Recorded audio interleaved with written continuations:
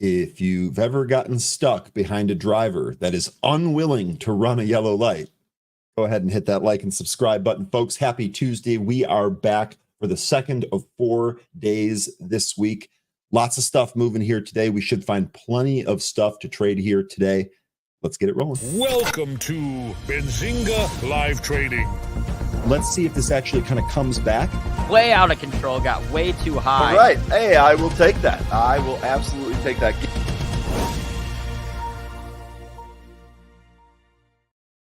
Good morning, folks. Welcome back and happy Tuesday. Yes, we do have a thumbnail because, yes, today is an Anne-Marie day. She will be joining us at 11 for the Advanced Options show, so be sure to stick around for that. But in the meantime, we've got a lot of other stocks moving, and we've got some trades to find. Let me bring on my main man, 13. 13, how you doing? I'm doing all right this morning. How's everybody else going along with Tuesday? Got some movers here that we're going to take a look at. We're going to have a good day. So far, so good on a Tuesday. I will say that for sure. So it's great to see a whole bunch of returning faces here. Before we get started here, I do want to remind you that the stream is sponsored by Trade the Pool. So if you need help getting over the $25,000 threshold for the purpose of day trading, or if you just simply need more buying power up to $250,000, Trade the Pool, probably the place for you. And they also give us trades. So why don't we actually just go ahead and start with the SPY? We got a lot to look at today. A lot of stuff moving. Excuse me.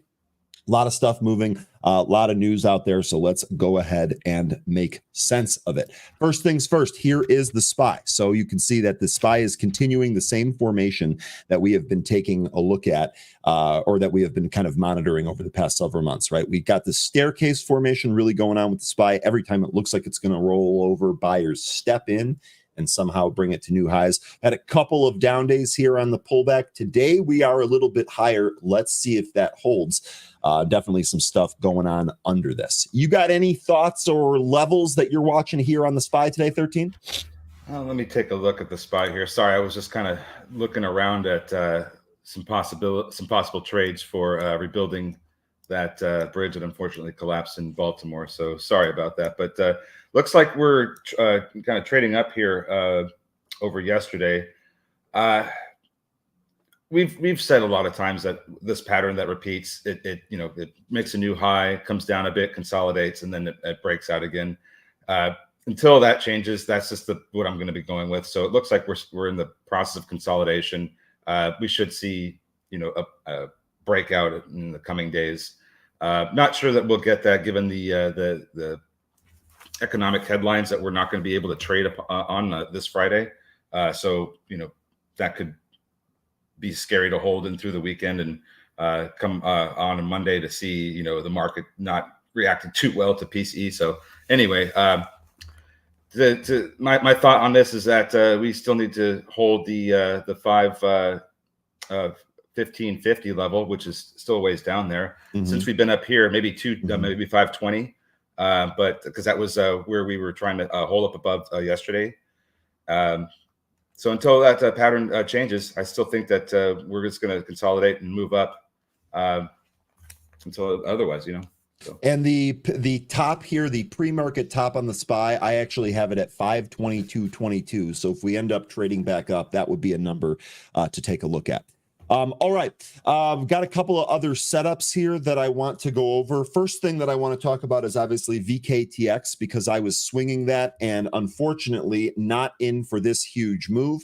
But again, not the end of the world here. Still book this for a gain. I'll say this. If I had taken a loss on this stock and I had woke up to the news today, I would be so unbelievably upset. But thankfully, that's not the case because we were able to get some pretty good entry on this stock when we first entered. Now, given this move here, I think that if you were in from any of that mid or low 60s where we were first talking about VKTX, I definitely think today is a day to kind of book some of those gains and lighten it. Nice little winner in here. The other thing about this formation, remember, the entire trade plan here was just a chart formation, right? It's just this floating island formation. Well, now we're actually getting even more, right? So not only are we curling up off the bottom of that floating island, which really puts $100 on deck at some point here in the near future, but if you take a closer look here today, depending on where we close, we're actually going to be in this gap. The top of this gap here, or the top of this candle here, the actual top of the wick, 81.44. Bottom of the previous candle here, 88.61. So you're looking at a $4 gap here that we are about to test and enter today. I expect this to be in play here again. Would not be opposed to actually day trading this. And if it really comes back into a good level, maybe taking some more, using some of the gains on the profitable trade, and then reinvesting into this. Still think a $100 test is at some point on deck, 20 points of movement in there. So awesome stuff here on VKTX. I definitely wish that I was in it for the move this morning. That's just the way the cookie crumbles. Again, thankfully, focused on the entry there and was able to book gains on VKTX. I'm not sure that this one here is done. Can I show you something real quick? Yeah. If you would type in ticker DJT, this is the now Trump media and technology stock that got converted from DWAC. If you look at a lower time frame, this looks like it's about to break out over 65. It's been hammering that all morning. So here is what you. Sorry, go ahead. No, go ahead. Do your thing. I just wanted you to zoom in a little bit so you can see what I'm referring to. Yeah, here it is. You can see the pre-market activity here, definitely butting up against 65. Remember, this was DWAC yesterday, DJT today. I think that there were some of the chat members that were actually trading this yesterday. Crow, correct me if I'm wrong. I believe this was something that you were still in. I can't remember if you held it or not. But in any case, this definitely going to get some more play here today. We've actually done a good job highlighting how DWAC is likely to be volatile all the way up until the election. Now we have the ticker change here. I would imagine today there's going to be some trading on this. And we actually had a gentleman from the happy hour yesterday say he was going to look into trading this as well here. So remember, ticker DWAC is no more. It's now ticker DJT. And this is the Trump Media and Technology Group. We do look like we have an imminent breakout here at 65. For me, with this one, I definitely want to see how we actually trade around the open. What does the volume look like? Do we really get kind of a pullback here for anyone that maybe bought yesterday? Not sure I trust this as an investment, but as a day trading vehicle here today, there should be some considerable volatility with this ticker. So, okay. Let's see. What else do we want to cover? I know the whole group's talking about Reddit. I haven't traded this yet. We'll see if I end up doing that. You can see that we're actually a potential breakout above 70 if we end up taking that here. This making a move after a day of consolidation post IPO here. Jay, you were bringing up a really good point on Reddit. I was able to catch this while I was watching some pre-market prep here this morning. Jay saying Reddit, this is why it's important to look at option chains. The options were listed yesterday, bought it and sold a bunch this morning. So there you go. Jay, let you know, Reddit is trading options. I did take a look at the option chain here. Pretty good volume in it too. For really only being one day, I would expect those to have even more volume in them. So really heads up play there on Reddit. I also caught the little piece that Dennis was talking about, that this is actually shortable at Interactive Brokers. I'm not saying that I'm going to do that. I'm certainly not looking for a short on Reddit here, but he was making some really good points about it. He was saying that, first of all, it is shortable. And second of all, the borrow percentage, although it's high, it's not astronomical like we've seen in some other cases. So this is not like one of those cases where the stock just can't be shorted. There were definitely locates as of this morning. So something else to keep your eye on here for Reddit. Any of you that are trading Reddit, I'm definitely interested in what you're seeing, what your plan is, any key levels that you have. I know this is a relatively new issue, so we're working with truncated data to begin with, but I would love to hear how you folks are attacking this. Reddit here, it looks like it's going up towards those aftermarket and pre-market highs as we speak. Okay. What do you want to take a look at first? So I think let me do some of the trade the pool setups, and then we can round it out with movers, and we'll go through the list of stocks that anyone else wants to take a look at here if we don't cover them from the movers list. So let me go ahead and well, actually, before I do that, let me show you what trade the pool has given us today. VKTX, we already kind of talked a lot about that. We do have pretty good handle on that one. I'll show you the trade setup here in a sec when we get to the trade the pool broker. GOEV making the list again. This is another one of those smaller stocks here, but this has been moving. So this on deck here today. And then Tesla. Tesla also on deck here today. It looks like those numbers are incorrect. They just copy and pasted VKTX. But we'll go ahead and show you those Tesla levels. Let me go ahead and add this to the thing here. And then we want to talk about this potential swing trade. So we got a lot of stuff here to go over. First thing that we're going to do here is go over Tesla.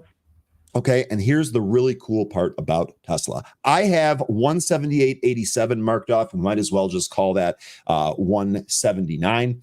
And then the bottom line here is 176.27. Now, the coolest part about this is I actually didn't draw any new lines here today.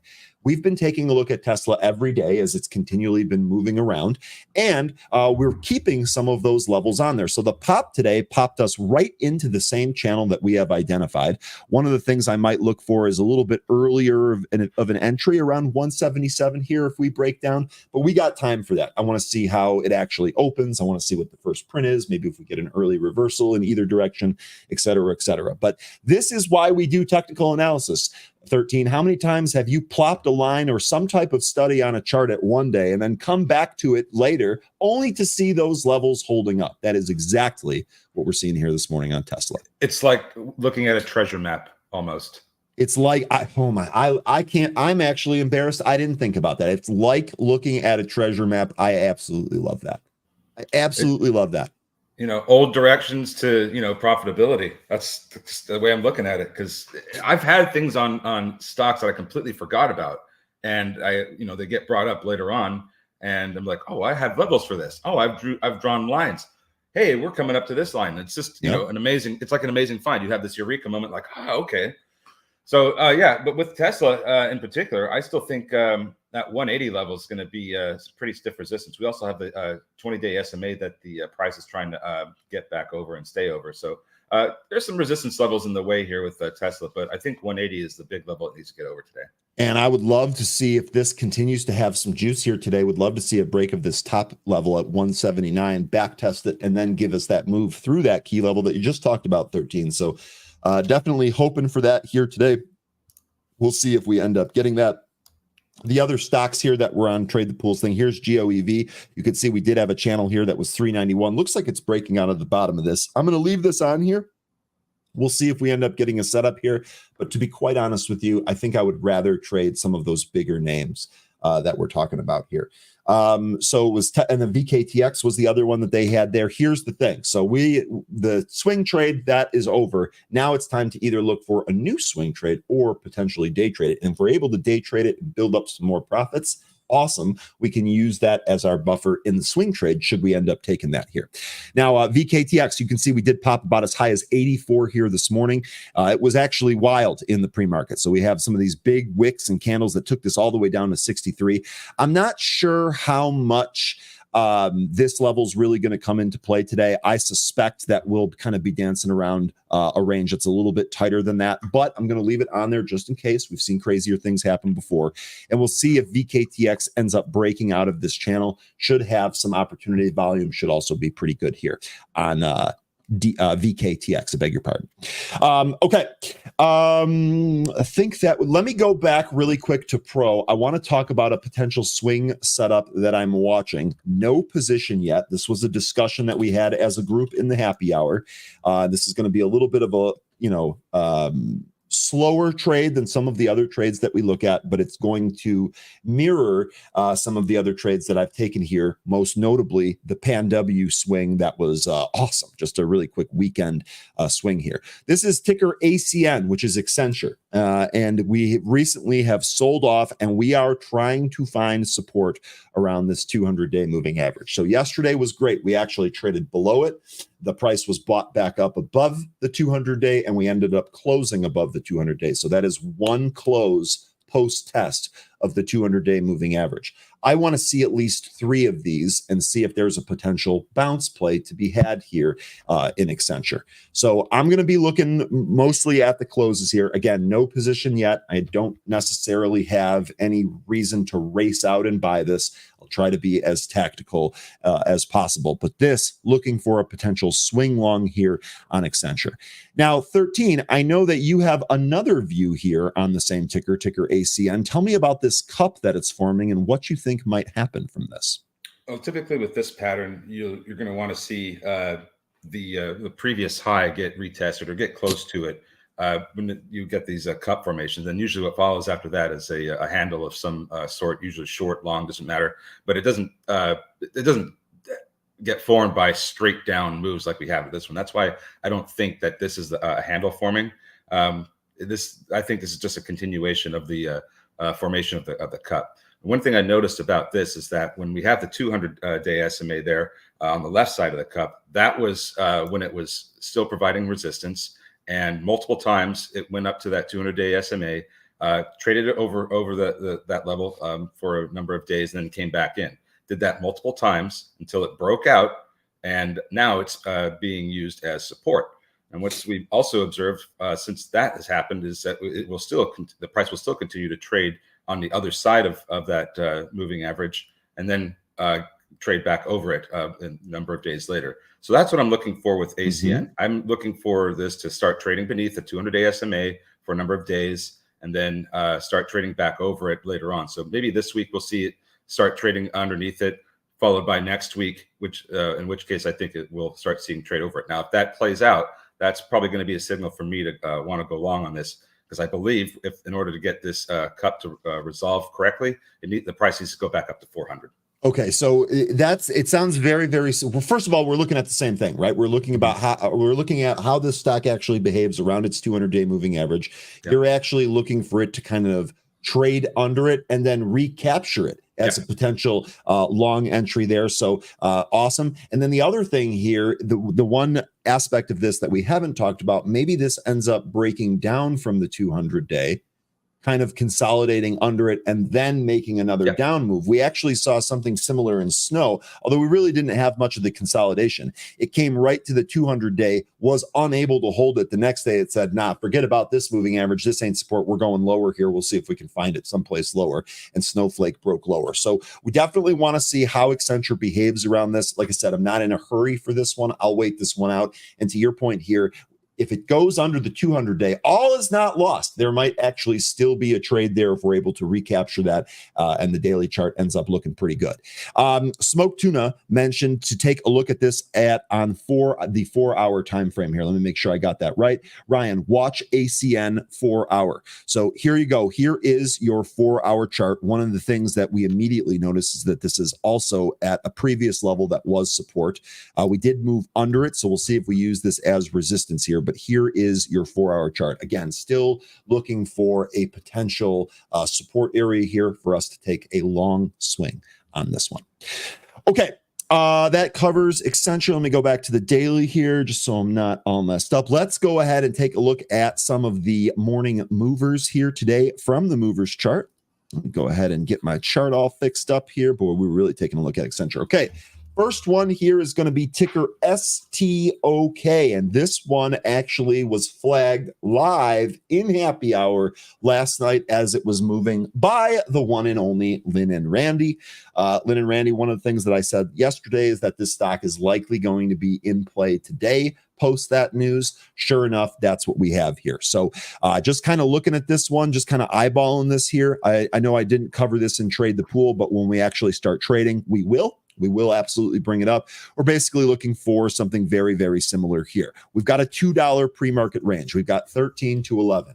When the stock breaks out of this range, let's figure out exactly which direction it's moving. Do we get a retest, and do we get some type of entry trigger? So STOK definitely on watch here today. Catalyst, Stoke Therapeutics shares are trading higher after the company announced phase 1/2A data supporting the potential for STK001 and Dravet syndrome.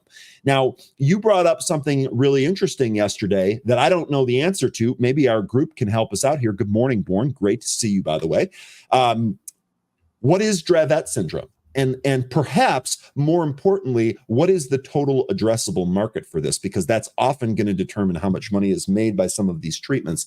I don't know the answer to that. So as far as the next step of due diligence here, that's probably what it is. Yeah, in addition to that phase 1 and 2A data, they also had earnings, and they received, I think it was analysts, reaffirming their ratings, buy ratings, and they gave price targets on that. So I would be, paying attention to what those price targets are, because lately we've seen a lot of stocks just move right up to or close to those ratings or those price targets. This stock has a 27.8 million share float. And one of the things that I'm not sure about was its short interest, because it looks like the data on that is a bit old. It says it's got a 14.83% short interest of 33 days to cover, but the reporting of that short interest seems the data is further back. It seems like it's old data, so I don't know how reliable that is. Okay, there you go. Good morning. Yeah, you're welcome, Born. And good morning, Joseph. Great to see you as well this morning. Okay, ready to move on here? You got another one on the list here, Abvc. How many times have we seen this formation out of one of these smaller, junkier stocks? This is Abvc Biopharma. This popped almost as high as $2, stopped there at 197. Has retraced about 75% of that move. It's hanging out here right above 140. We are kind of getting extended away from the VWAP. That always gives me a little bit of pause, and we're actually seeing the volume dry up. What I really want to see is, does that volume kick back up when the market actually opens here, or is it just kind of a volume pop and maybe we regress back to the mean? What else? What do you have here in Abvc? I know we have a catalyst here. They entered into a global licensing deal with Vktx. I almost said Viagris. Thank God I didn't butcher that one. Vktx, with a licensing income of $33.5 million and royalties up to $60 million. So what do you make of Abvc here, 13? Well, if we got a correct read on their market cap, this is going to be a lot of money for them. I think it's 33 million in licensing and about 60 million in royalties. Mm-hmm. So from their last reported market cap, that exceeds that figure. So they stand to make quite a bit of money relative to their regular income, I believe. They do have a 7.7 million share float. They did do a 1-for-10 reverse split last July. I don't think that's really material here, though. Yeah, I agree. But that licensing and royalties deal, that seems like that's going to really be good news for them in the long run. So I think there's some math that needs to be worked out here to kind of get a good read on what the valuation of that deal is. Okay, good news. Wow, look at. Go ahead. Sorry, I didn't mean to cut you off. DJTs. That break of 65 was crazy. Sorry to switch around, but no. Look, people are mentioning it. Yeah, no. If it's happening, we should cover it. I mean, we do this when the market's open. We can do it in the pre-market as well. When we talked about DJT just a few seconds ago, we clearly highlighted the 65 level. Already, that's broken. This is a 5-point move off that range break to the upside. So, as far as this trade goes, in a really good market where I have a ton of confidence, I actually will take range breaks to the upside. No chance I would have taken it here on DJT, even if the market was open, but we're getting some action here. Good to see this kind of strength. Look at the volume. I really want to see how these numbers adjust when the market opens here today. Yeah, it could be a scary open with this. Be careful. It could. Yeah, sure could. I suspect, I'm trying to remove the actual name from the stock and just kind of address it as a instrument with a volatile price, because and that's how we're going to end up making money off of it. Again, I expect this to be volatile, not just today, but several times or many times, up until the actual election itself. We will continue to check back in on DJT. Don't you worry about that. Okay, next here is going to be MISO. I know we're just under about 2 minutes here till we get started here. I'm going to roll through these real quick. 13, if you have anything, just interrupt. Don't even wait for me to stop. Just jump in there. Ticker MESO. MISO blast shares trading higher after the FDA informed the company of available clinical data for a phase 3 study appears sufficient to support the submission of the proposed biologics license application for one of its treatments here. So MESO, this one impulse move took us right above 2. The pullback, took us right above 3. Pullback took us to about 260, and then we set some new highs. Now we've broken down from there. First thing we're going to need here is going to be a VWAP reclaim. We'll see if we end up getting that. What do you got here on MESO?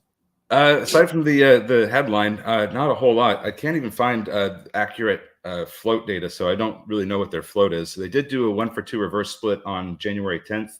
We have 20 seconds left until the market opens. That's really all I have on MESO. Okay. That is MESO. Check. This is also being mentioned by several people. Webcoin, good morning. Great to see you here. Check. This traded up towards 4. Didn't quite get there. Check cap shares trading higher after the company announced it entered into a definitive business combination agreement with Noble AI. And well, guess what? We got an AI PR here. This thing's going to go crazy. They said AI. Everybody go, ah. Okay, everyone go.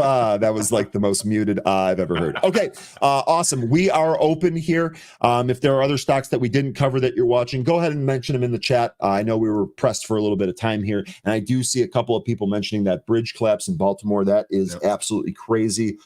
God, I hope everyone's okay. Definitely have some friends that were from Baltimore, even if they're not currently there right now. But oh my goodness, 13. We were talking off of the here. Let me go over to DJT. You guys are probably like, who gives a damn? DJT is ripping.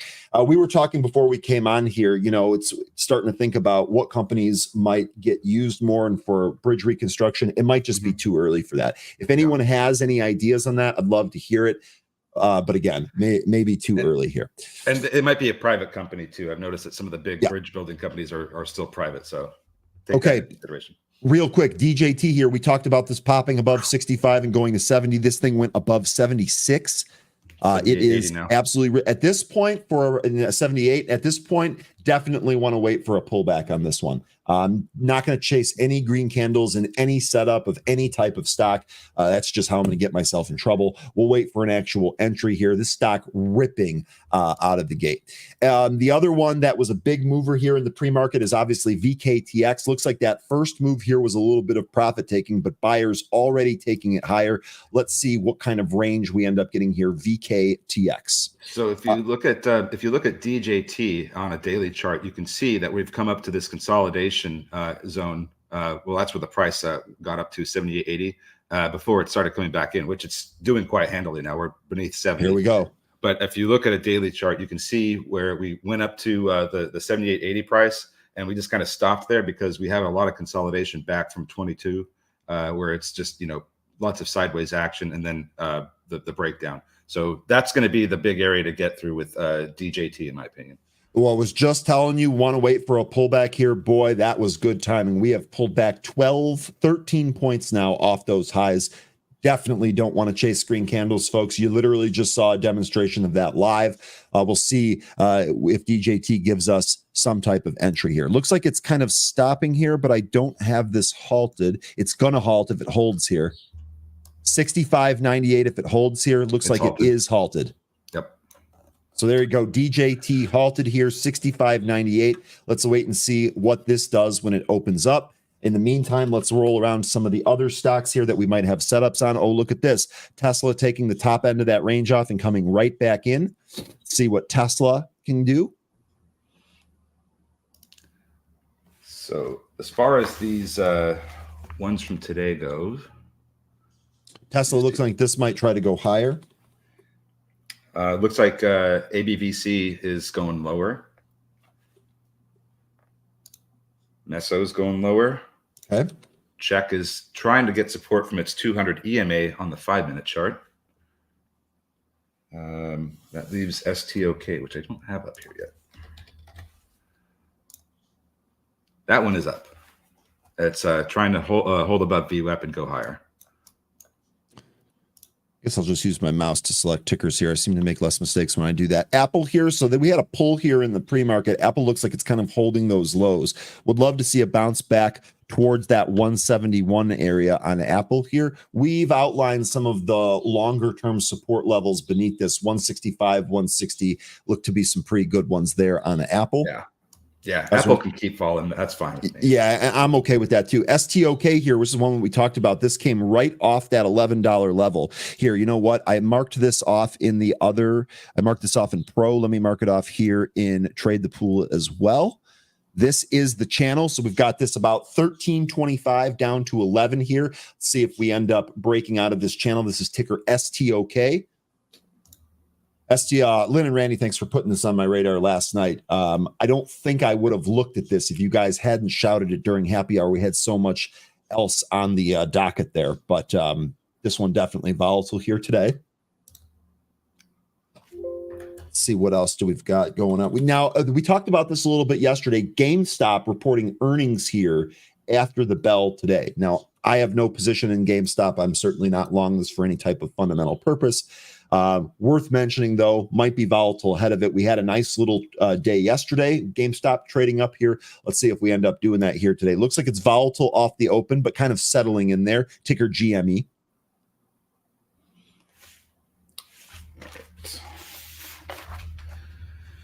ARM Holdings here. This is a nice push out of the gate. How's Nvidia and SMCI doing? I guess we might as well do our daily check there. Nvidia ripping to the upside here, looking like it's trying to take off yesterday's intraday high on Nvidia. We'll see if we end up getting that. Looks like Meso is trying to get support from the 65 EMA on the 5-minute. Check is falling through the 200 EMA, so that's still not looking too great. Micron pushing higher, by the way. Market Sniper mentioning that CGC having some type of continuation here. Actually looks like this kind of came in a little bit yesterday, popping back to that consolidation area from yesterday. Ticker CGC. So Reddit fell out of bed when at the open, and it's trying to recover, going back up to VWAP right now. Still looks like it might be headed lower though. So we'll have to wait and see what happens with Reddit if you're trading. Indeed, and on Reddit here, like I said, it's still in this range. I really want to see this range kind of fail before we make a potential trade here on Reddit. Seeing Tesla calls and Meta calls, Reddit calls, Nvidia calls, lots of tech calls coming through on Benzinga Pro here from the unusual options. Some of them are small, but others are in 500. There's a lot of 1,000 on Tesla. That was a put. Right? Wow, lots of unusual options trades coming through here. Tesla, there's more puts. Looks like Stoke is trying to stoke the fire. Okay, I like the joke. I like where your head's at this morning early on. Stoke moving to the top end of that range there. Jeremy, did you mention the DJT halt? Yes, we called that live. We actually called that as it was setting up for a halt. I'm not even trying to buy this out of the halt. I want to see how it ends up behaving once that halt is lifted. Yes, we did. This is still halted here. Let me roll through some of the other stocks that we're taking a look at. Vktx still in that range. I noticed what was going on this morning. I noticed that when I joined pre-market prep, the first couple of comments that I heard either revolved around donut, which is Krispy Kreme, McDonald's, or Tim Hortons. So it was like everyone was going through like their fast food, junk food phase this morning when I joined pre-market prep. Looking like they were making people hungry. News here on ticker DNUT. Krispy Kreme shares trading higher after the company and McDonald's expanded their partnership with Krispy Kreme to provide donuts at McDonald's locations nationwide. That's just what we need in this country. More heart attack rings installed in all of the McDonald's locations. Good Lord. Get ready for Krispy Kreme Big Macs. I mean, that is almost, I'm in a lot of cases, I'm up for trying certain things. I like to say that I'll, try almost anything once, but I'll tell you what, man, a Krispy Kreme Big Mac, that is a hard pass for me. Like my stomach, I think would kill me if that happened. By the way, DJT is open here. So it's DJT, recovering. It is first move here is up. Again, I cannot stress this enough. No matter what you think, please don't chase green candles. Have some type of tactical plan if this is in fact something that you're going to trade. And remember, you don't have to trade this either. We have a lot of other stuff moving here. So if you can't get a read on it, don't donate money. And Bob brought up a good point that we were talking about yesterday with this before it converted to its new ticker.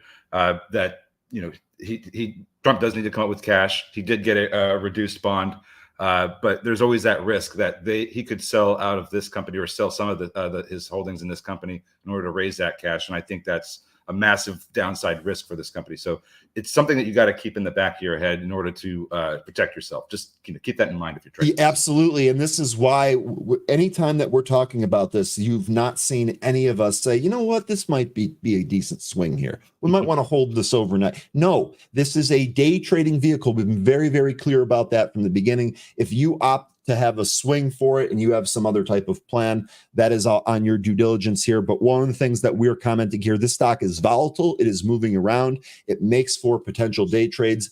Do not get married to any of those stocks, this one or otherwise. Mm-hmm. Crow mentioning A-Lab. I know that's been a big winner for you so far. Oh man, I did it again. It's got to be where my mouse is sitting. That's what it is. A-Lab here. This thing has been an absolute monster since it came about. Looks like we're pushing higher here today. I wouldn't be surprised if $100 test is on deck here for A-Lab. This definitely looking like this is going to go or keep going here. It's been really, really strong. Okay, what am I missing here in the chat? Well, I think they're just still talking about DJT. Yeah, I again, they're only day trading. ASPs, FAs, 6 month. And if he does have restrictions, I don't know if there are or not. Off ice, mentioning OCGN. I'll keep DJT here on another chart. I don't want to focus on it too much. If it starts to make like a bigger move, I'll bring it up here. But I do want to focus on some of the other stocks that we have on the radar here today. OCGN, great VWAP reclaim here, pushing away for it. Looks like a 2 test is on deck. Our pre-market high here for OCGN was 205. So if we get above 205 looks to be the next spot there. Looks like Meso and Check are both reversing off the EMAs I was mentioning earlier. Meso, the 65 EMA on the 5 minute, and Check, the 200 EMA on the 5 minute. There you go. Let's see if the VWAP gets reclaimed here on that. Pete, good to see you this morning. Pete mentioning VERI here, ticker VERI. This actually looks like this is coming in. This is also Veritone. This has also been a volatile one recently. Big move out of the open yesterday, huge reversal, and then a bought back up to near highs at the middle of the day there. So VERI, first move here is down. We'll see if this bottoms like it did yesterday. Maybe there's a reversal in play here, ticker VERI. I was just thinking, maybe it does the opposite of what it did yesterday. Instead of, running out of the open, it just, falls out of the open and then it runs afterwards. So put on your radar. Maybe there is a trade here later on. We'll see. Just looking for those ones that we were mentioning earlier. It looks like Cavill, Henry Cavill's, it's still wanting to make intraday highs or take out the pre-market high of 326. It sure does. Went right up to there. Real quick, look at Tesla here. We never really got a back test of that range here on 179. We actually just blew through it and that 180 level. Tesla above 182 right here. Yeah, they're calling out Reddit, and it's just made new intraday highs. It broke the after hours and pre-market highs just now. Okay, here we go. Let's see on Reddit. Do we actually back test this? Maybe we'll try some here on Reddit. Looks like 70 is going to be quite the level here if it's getting this much pressure to sell. What else is looking good? Ken saying that DJT heard he heard that Trump has 6 months restriction. Okay. Well, then he won't be able to pull the rug out from that one anytime soon, if that's the case. Looks like Vktx. I'm going to try. I'm going to try some Reddit right here. It looks like we did kind of backtest this. High risk here. If this really kind of breaks down, we'll probably get out of this one just because of my bias. But go ahead there.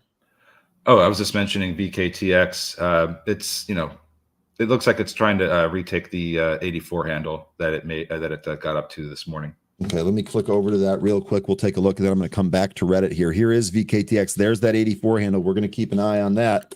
Oh, it looks like Reddit's going to take 70. Let's see if it does. Let's see if we pop above on 70. There we go.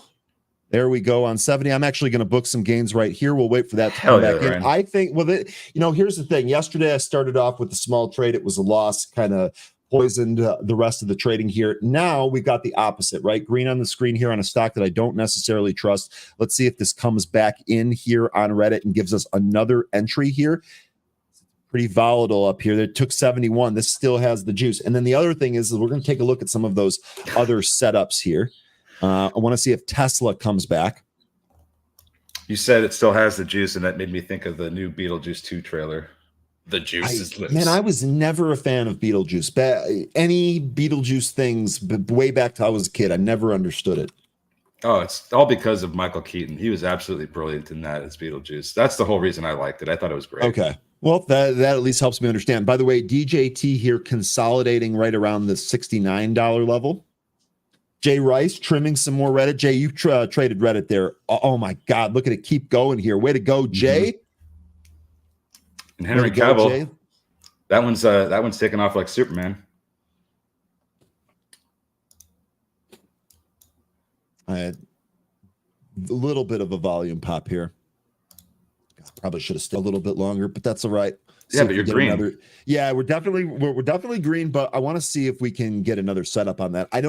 The part of the other reason here with Reddit is that I think that this is kind of going to be an ongoing thing. So I don't necessarily, even though the stock kept going, I don't necessarily feel like I missed it, so to speak, right? We still hit one of the trades. I'll wait for it to set up again and then just trade it again. That's not a big deal.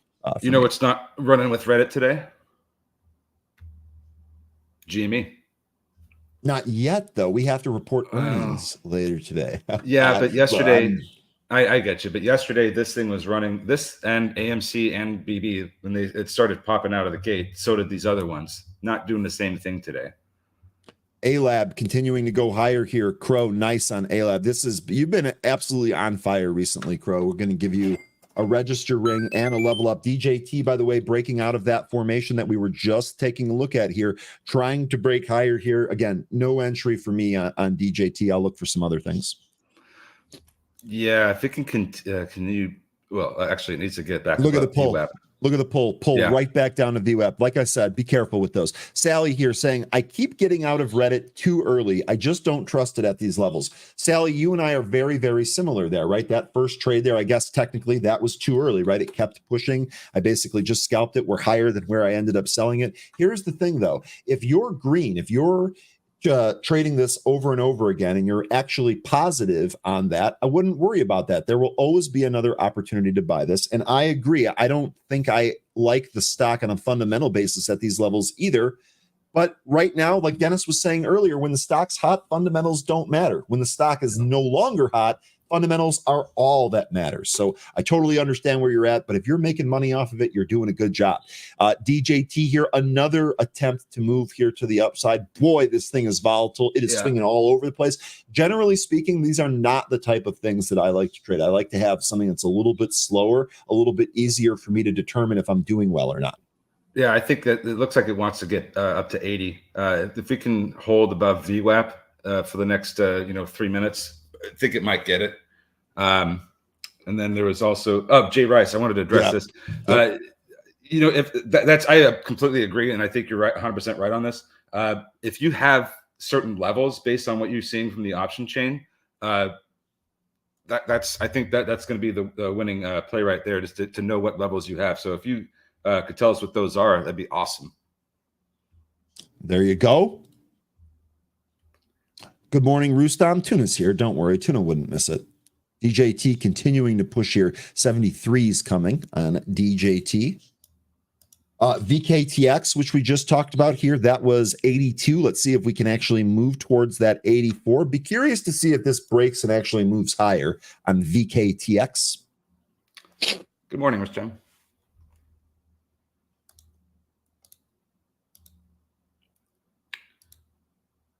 DJT still pushing, took that 33. Let's take a look at STOK. Here we go. Let's see if we break 11 on STOK. Still have a setup here on this one. How's DNUT doing? Oh, man. DNUT maybe curling through the VWAP here. Man, oh, man. Hey, now I'm trying to think. How many years has it been since I've had a Krispy Kreme donut? Wow. Yeah, probably like 3 years. 2-3 years. DJT almost got back up to the 78.80 intraday high, and then it pulled.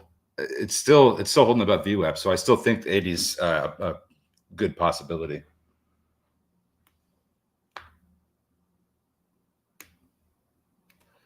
That 79-ish level there looks to be next here on DJT. Volume is actually impressive here still. Volume still looking good for a potential trade here. Yeah. Cavill came right back down to earth super quick. So Superman was grounded, huh? Yeah. Darn. Joachim, I can't remember how I was supposed to pronounce this name. I'm terribly sorry. Good morning. It's soon 3 p.m. No, sir. No, it isn't. Maybe it is in your neck of the woods, but we are operating on market time, and it is absolutely the morning here. So good morning. Here goes DJT to those highs and through. Bang, all right, here comes 80. There. Trying for 80 now. And almost there. I mean, almost that. Crazy. There we go. Almost there. Almost there. That's a good drop there. Man, get that on the soundboard. Almost there. I'll say this. I am absolutely not embarrassed about being a nerd. No chance at all, folks. No chance at all. Oh, that's funny. Oh man. Well, And we pull back. This thing Yep. all over Just- the map. just hold VWAP, and I think 80 is still on deck. Looks like Reddit here Mhm. pulled back off those highs here. It is consolidating here, so maybe we create some type of intraday flag formation here. That'd be cool. Actually coming back in a little bit here. Yeah, it just needs to hold above VWAP. If we don't, then it looks like we might go down to that consolidation from pre-market.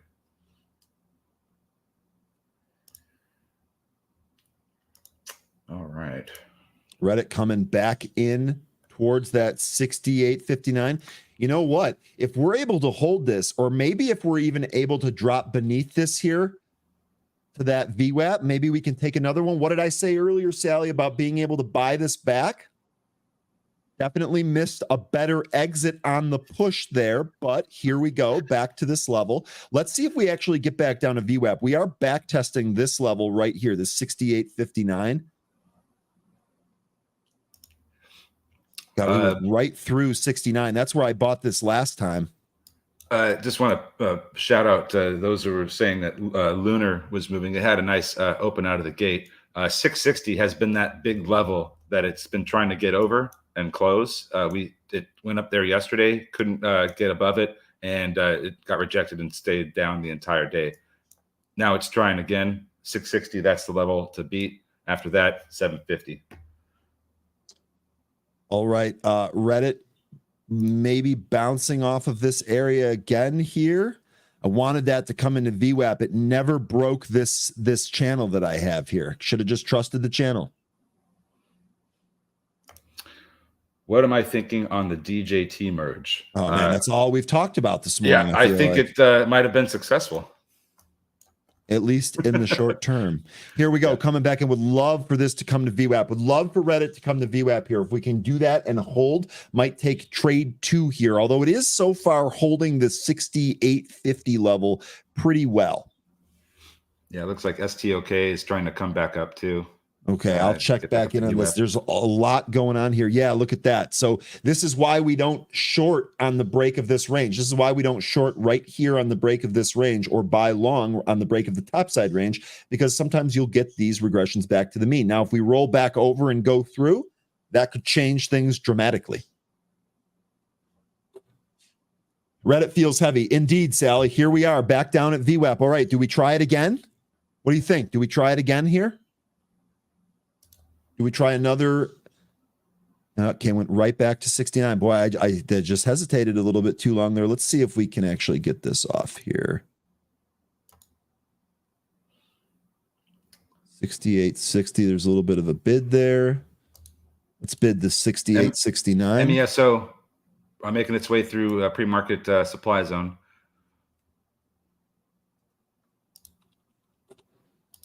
There you go, right through that VWAP. We are filled here on Reddit. All I had to do was change away from it when we got filled. Now, if we continue to break down here, I do have a little bit of a buffer, but I don't want to necessarily, use it all up, so to speak. Would love to have this bounce a point or two here on Reddit. Let's see if we can bounce. Come on, give me a bounce. Speaking of bouncing, I think DJT is trying to do that exact thing. It's holding above VWAP, coming back up now. Look for an 80 test soon. I'm with you, Sally. This definitely feels heavy here. That bounce very, very short-lived.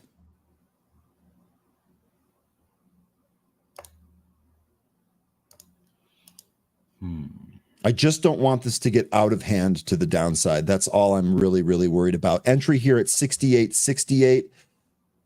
Would love to get out at 70, frankly. Here we go, moving lower.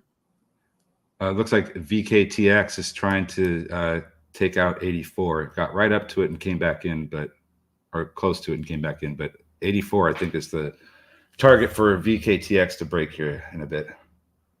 See if Reddit can get some strength here. Sally, I'm with you. This definitely feels a little bit heavy. Let's see if we can bounce back here. Otherwise, we're probably going to have to stop out of this. And again, that doesn't mean I'm done for the day here. We just don't want to let things get out of hand. I'm going to flip as soon as I end up exiting this trade here, 13. So I'm sorry, I'm still in it. No worries. One more push lower, and we'll probably have to stop here. I'm going to zoom in so I can get a better idea of that candle. See if we bounce a little bit here. There we go. There's that bounce I was kind of waiting for. Let's see if we can get this to go green. Remember, this is what happened to me yesterday on the day trade, right? We went a little bit farther than my stop, and then the plan ended up working out. So want to try and give that a little bit more room here. Let's see if we come back on Reddit. Oh, that is a phone number that that is a phone call that I have to answer. I'm going to have to call him back, I'm afraid. Hey, Reddit, I think we're probably going lower here if this breaks.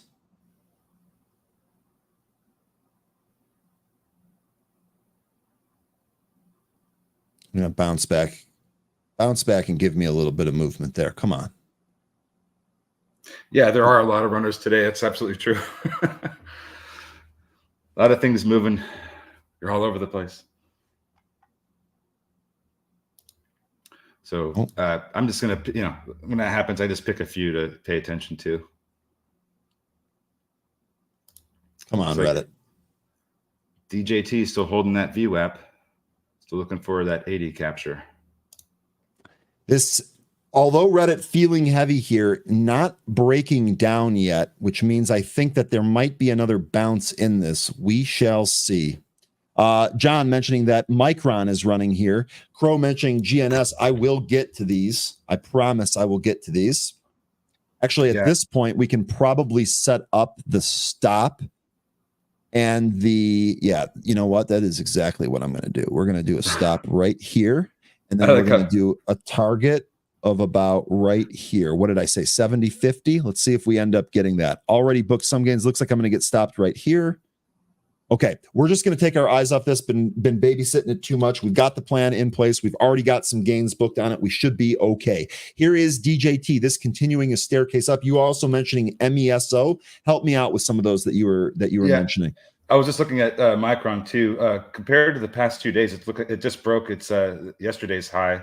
So there was a nice cup formation that we were looking for. Now it's just breaking out, and I don't know, maybe what 122 is next.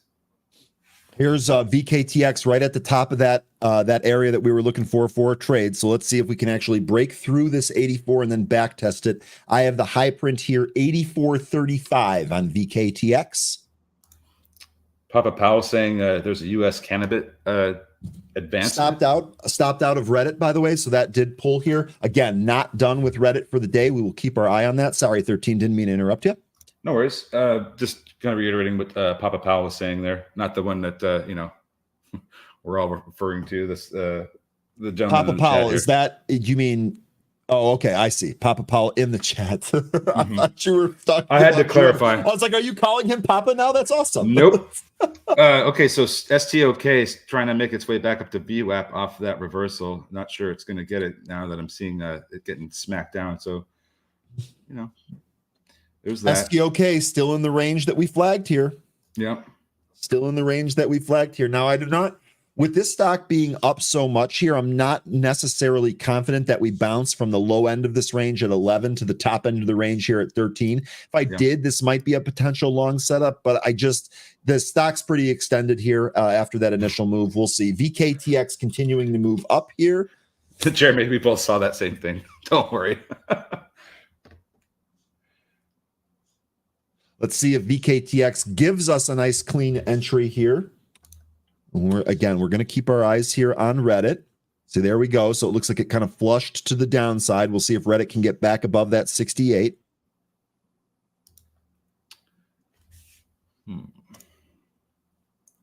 Abvc being mentioned by Kalu. Great to see you again this morning, Kalu.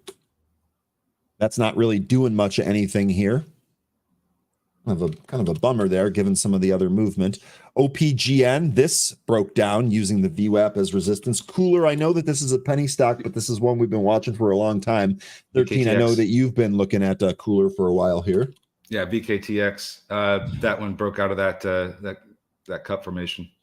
There we go. So nice breakout here. Let's see if we back test 84. That would be a potential entry for a day trade on VKTX. I see a lot of Bill Big Money is also mentioning marijuana stocks. What's the news? I'm not seeing anything across the newsfeed, but I do see that stocks like Tilray and CGC are moving up. What's the news that I'm not seeing here? Oh wait, hold on a second. That was from yesterday.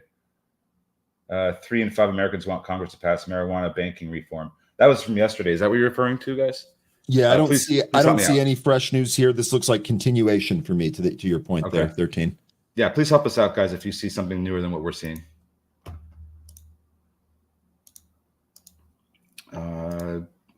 Nesto came back in. Reddit, here we go. Oh, Reddit's turning around. Want to make another run to 70? Maybe just stopped out of that maybe a little bit early. Now we're right at that level that I've identified here. Nice looking hammer. Oh, sorry, let me go back here real quick. Here we go.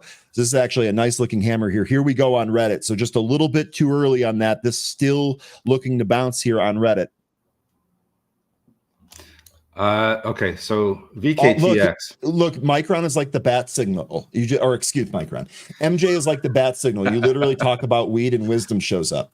Just put that. Just send a beam of a pot leaf into the sky. Wisdom will show up. Man, we'll get wisdom here in a heartbeat. Look at VKTX though, and I look at a daily chart. You can see how this is, really starting to. It's actually filling a gap right now. It's going to fill a gap all the way to 80. VKTX, that's what we talked about here as the next potential trade on VKTX. Yeah, it's going to fill that gap all the way to... Let me go back to my main chart. We can actually see it a lot better. By the way, Accenture, so far, I know it's early in the day, but doing a really good job holding there. Let me show you the gap that 13 is talking about on VKTX in here. Look at that. We are almost filled here, looking for some resistance up there, about $89. Yes, Joaquin, I believe that's how your name's pronounced. If not, I apologize. But this is something that we were talking about, I think, a day or two ago, how Germany legalized or put in the process legalization for cannabis. So yeah, that's news that we knew about, and that really started to get some of these cannabis stocks going this week. Absolutely. VKTX here looking like it's running into some resistance here. DJT, by the way, kind of rolling over here intraday back down to the VWAP. See if we end up getting that 65 test. You can see that we did almost get that before on this last move down. That did end up taking us to new highs here. We'll see if we end up getting that here on DJT. We have broken beneath the VWAP here. 65. That's what needs to hold with DJT. That was the big resistance level all morning. Yep. So now it's turned support. We want to see it act as support. 65 has to hold. That is the exact level that I have marked off. You are 100% on with that one. MESO being mentioned here. Looks like this popped above. Looks like I've got some missing candle data here. MESO, let me see. Oh, yeah. Yeah, definitely have some missing candle data here. Still looks like it wants to try to get that pre-market high of 332. Yeah, it sure does. That does feel like it's on deck here. Not sure how long it's going to take. Dylan saying great call on VKTX last week. Hopped in after the chart breakdown. Let's go. That's what we do here, Dylan. That's what we do here. Great stuff. Glad you booked some gains. Okay, so Abvc just kind of fell right out of the consolidation it was putting in after the open.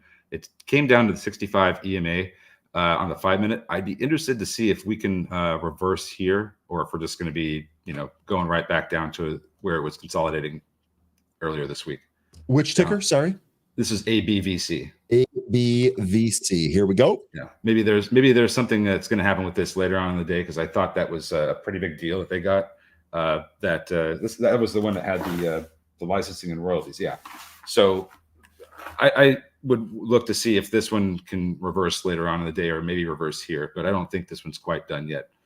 So Ballo saying, thanks guys, learned a ton about trading from y'all. Awesome. We will try and roll through a process. Any nuggets that you pick up that you can fold in to make yourself more profitable, that makes us happy here. It's all about baby steps. Everyone's at different levels. Everyone has different funds. The process is what should be the same. That's why we involve the community so much in said process.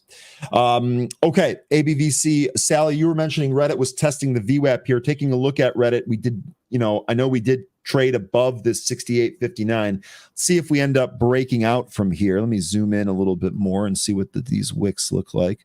So here, 69.5. We can trade above 69.5. Maybe we got another one here on Reddit. I take another stab at this one. Becca, good morning, Becca, mentioning DTSS halted up. DTSS. Let me take a look at that real fast. I feel like that was one that we've definitely had off of the relative volume scanner. Yep.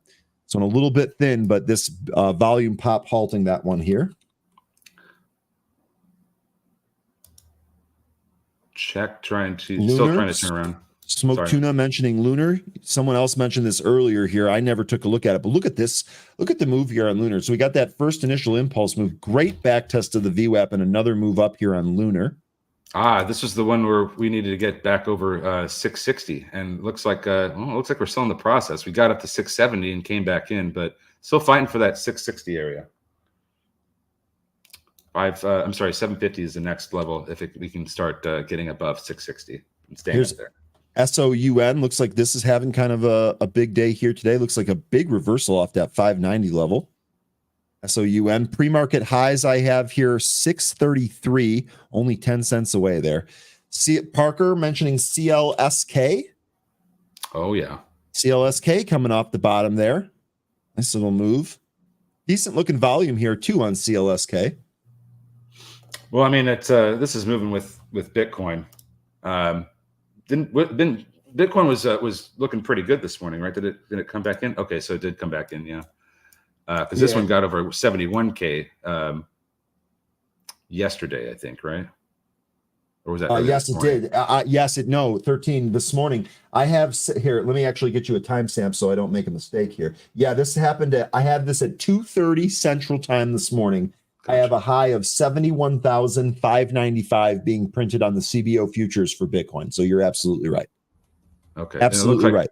It looks like based on the price action, it was trying to stay above 70,600, 70,500, somewhere around there. Yep, 70,500 looks to be that level. If you draw a line there on the chart that I'm looking at, it is clearly trying to stay above it. Yeah. It's broken beneath it, but it's actually then traded back above it. Okay, so that looks like the level to watch to see what happens with these other Bitcoin stocks like CLSK and Mara and all of them. If Bitcoin can't hold this level or recapture it, those stocks probably will be headed lower as well. I love this. Thanks for explaining, sharing how you guys think. That's how I learned. That's how most people learn, right? This is how I learned. I learned from people that had way more experience than me. I kept asking them questions. They kept giving me information, and it made me smarter. You notice I do the exact same thing here with the chat. When we have people here that have more experience either on a particular stock sector or just overall more experience, I'm often asking for more information. That's how you get smarter. Surround yourself with people that are smarter than you. Definitely. Please call me what you want. JK, the Swede, doesn't matter. Hey, awesome. I actually like JK. I'm going to try to roll with that one. I'm going to try to roll with JK. Good stuff. Meso, still moving up. It wants 332. Let's take a look at it.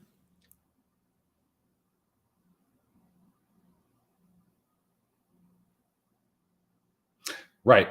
Absolutely, Jay Rice. Yes, I think so. Maybe coin would probably be a better one to go with, because we've been talking about how miners aren't just faring as well as some of those other Bitcoin names. Lynn mentioning trading is more caught than taught. Thank you, guys. Lynn, may I have permission to repackage that statement? More caught than taught. I like that. That's a T-shirt. Doing work, and that is exactly what's required to be successful in this. That is a T-shirt, if I ever heard one. Walk around with that. People asking you, what does that mean? Well, let me tell you about what I. How much time do you have today? Yeah. Oh, good stuff there. Micron, look at this, continuing to push here on Micron. You bet. Okay, I've got the stamp of approval. Let's roll. Let's roll. We're the Bert and Ernie of the stock world. Now I have to know who's Bert and who's Ernie. Hey, you know what? Between Bert and Ernie and sending pot leaf bat signals, we've got everything covered here. So no big deal. By the way, Vktx here might be coming back into that 84 level. Lion, good to see you this morning, mentioning LVS as a potential long here. Are you taking it long here on the setup? I'd actually like this to come back to VWAP here on LVS.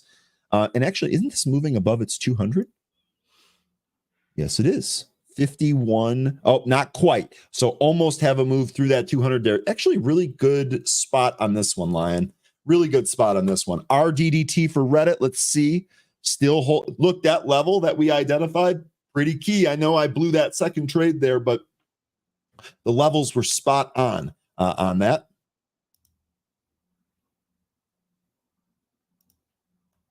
I'm ready to get into the t-shirt biz. Market Sniper, I am too. I mean, 13, look, this is what I'm going to say.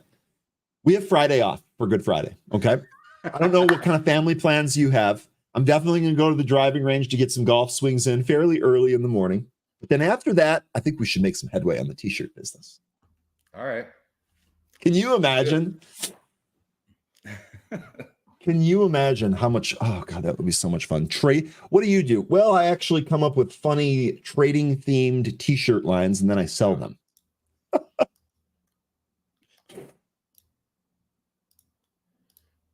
I think Ryan would be Ernie. He looks good in orange.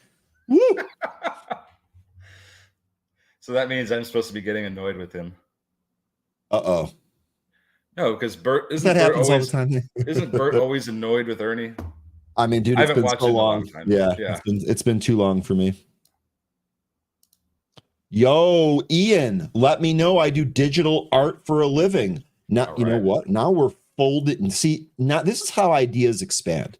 This is how ideas expand. We throw out a little bit of a thesis, we add some things to the pot to make it taste better, and then bang, we got an absolute winner.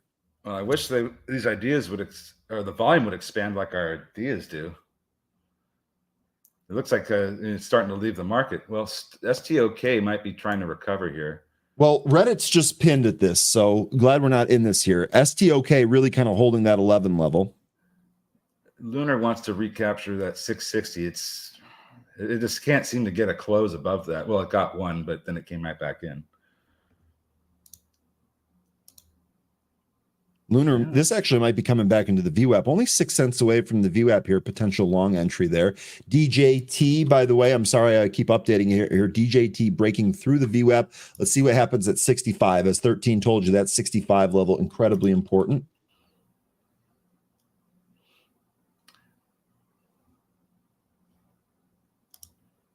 Yeah, it looks like things are just starting to leak right now. Except VERI. VERI, that's got a nice candle that's moving up right now. Moving back up into the pre-market consolidation. Probably going to reject a little bit of rejection if it can't get over that.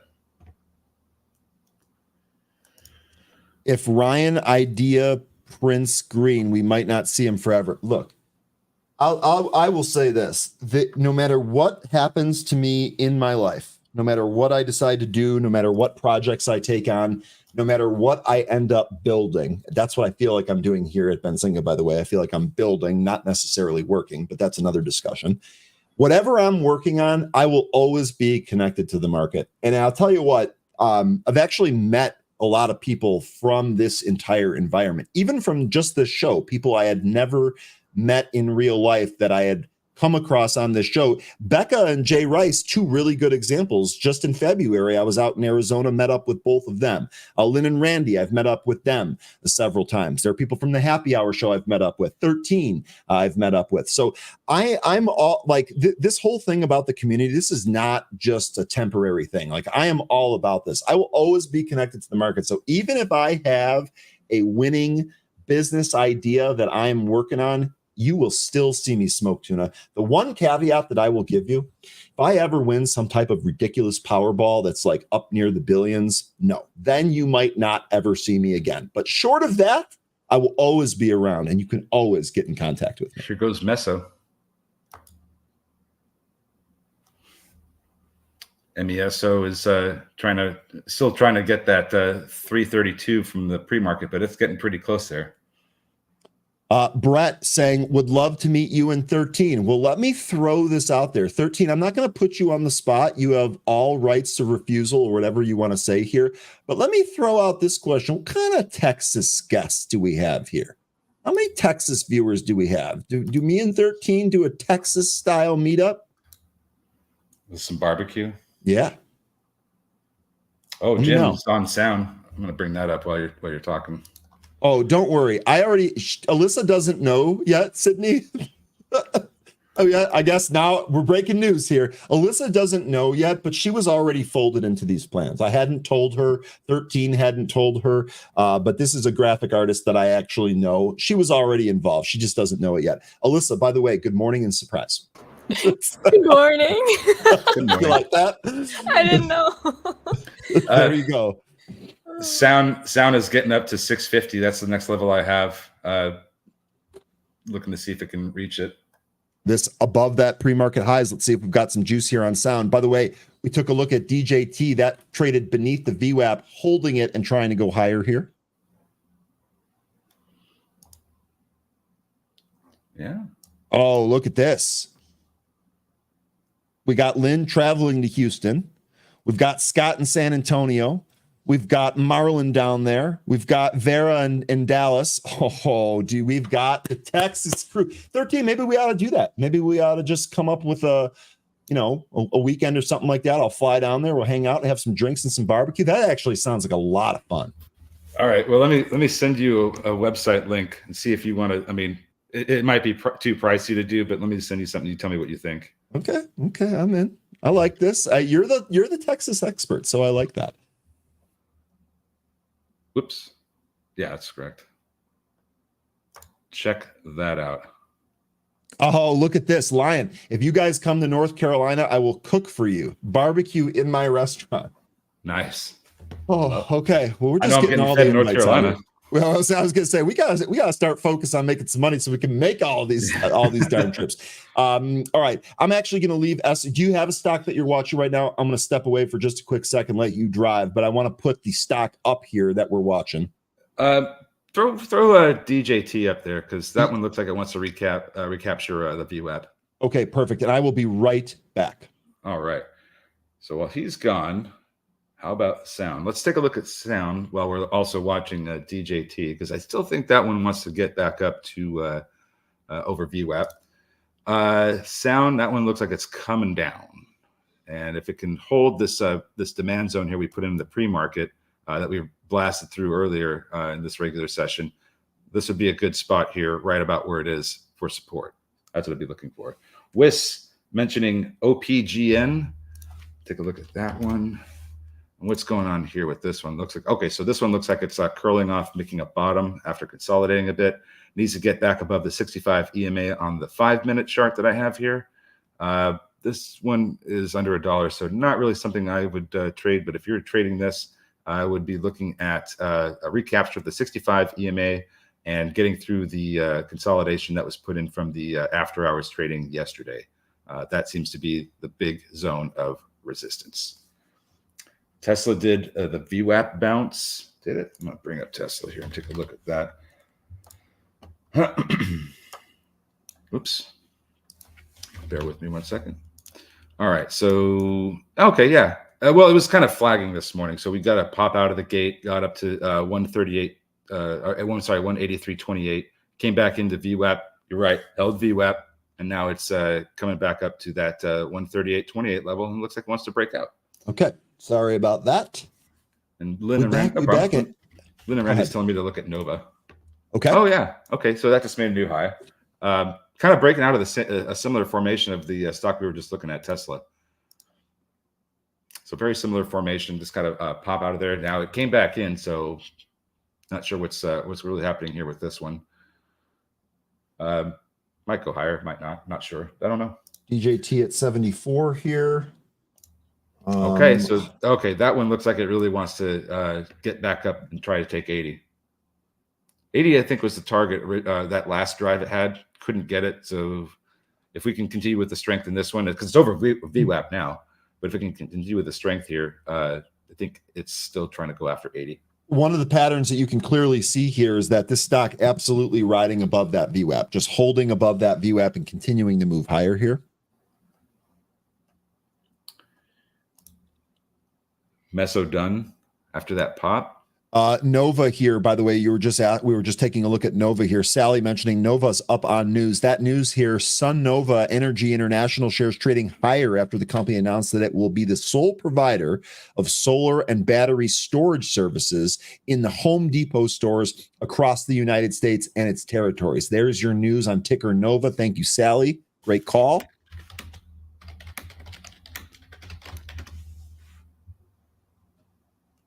Let's see. I'm just looking to see how many. Okay, so there's 2,004 locations for Home Depot stores. So that should give you kind of an idea of what that could mean. My God. What's up? I'm clicking on the link that you shared with me. Okay. I don't. Let's. Okay. I think I may have just blown a fuse. Well, a couple of things here. The premise of that, let's talk about that some other. I don't necessarily want to go into that right now. We will talk about that, and we will maybe even fold that in when we do make these Texas plans, because now you're starting to speak my language. What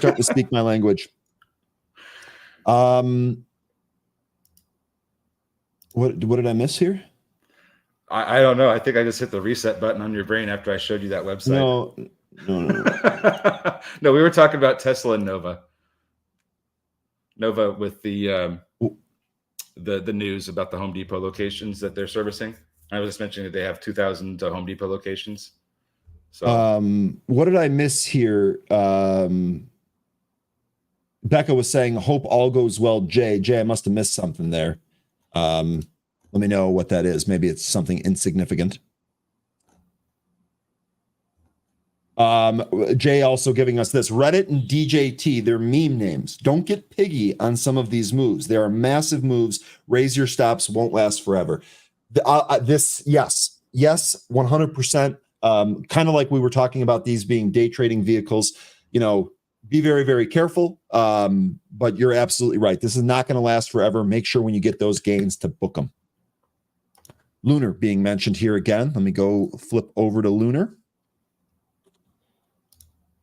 Yep. At pushing up here.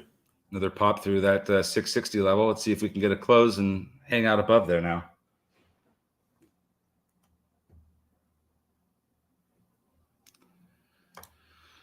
Looks like Reddit wants to come back to 70. Look at VERI, VERI. That thing is. So look at Reddit here. This second trade would have never even really. I know I got stopped out of it, but it would have just been kind of a consolidating mess here around the 68.5 line, 69. MESO was the stock that you just mentioned? VERI. Oh, VERI, excuse me. Market Sniper threw me off there. They're just mentioning how it's still continuing to move up. Oh, Jay, a hip replacement. All right, man. Yeah, definitely good luck. Hope that there is a very fast recovery. What I really want is I want to see you out there smoking some mid to low 70s rounds on the golf course as soon as possible. Hope all goes well, my man. Yeah, very much so. Good luck with your surgery, and don't beat too many people up after you get that new hip. I'm sure you're going to absolutely be a bionic man knocking those drives down the field. VKTX. Okay, so here we go on VKTX. This was something that we were kind of waiting for on this pop above 84. It's come back into the VWAP. Maybe another potential trade here. We will see if we can give this a shot on VKTX. Let's see if this VWAP holds here. Reddit retook 70. I've got this VWAP level at 83 almost exactly. Let's come back in here. Moment of truth for DJT. You can at least continue to hold 65, and we're falling right now.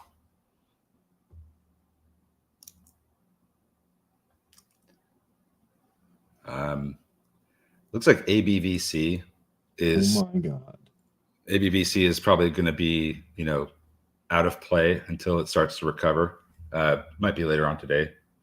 Not going to really be watching that one for a little while. Are you still looking at that website? No, I'm not. I'm actually looking at something that's Benzinga Pro related that I actually can't talk about yet. But I'm going to make a general statement here. I'm seeing some, let's call them mock-ups for some improvements to Benzinga Pro. And I'm just going to say that I'm excited at what I'm looking at. We'll just leave it at that. When I have some more information, I'll show it to you. But initial impressions, excitement. Excitement. I'll take it.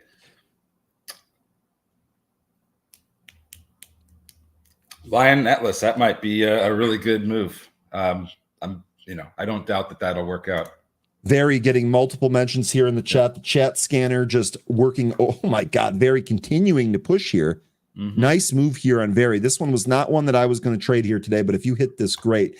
And actually, given this move here, peak to trough, we've got 472 to 572. So you got it $1 here is 25% move. I would definitely at least pay yourself on the way up. At least pay yourself on the way up.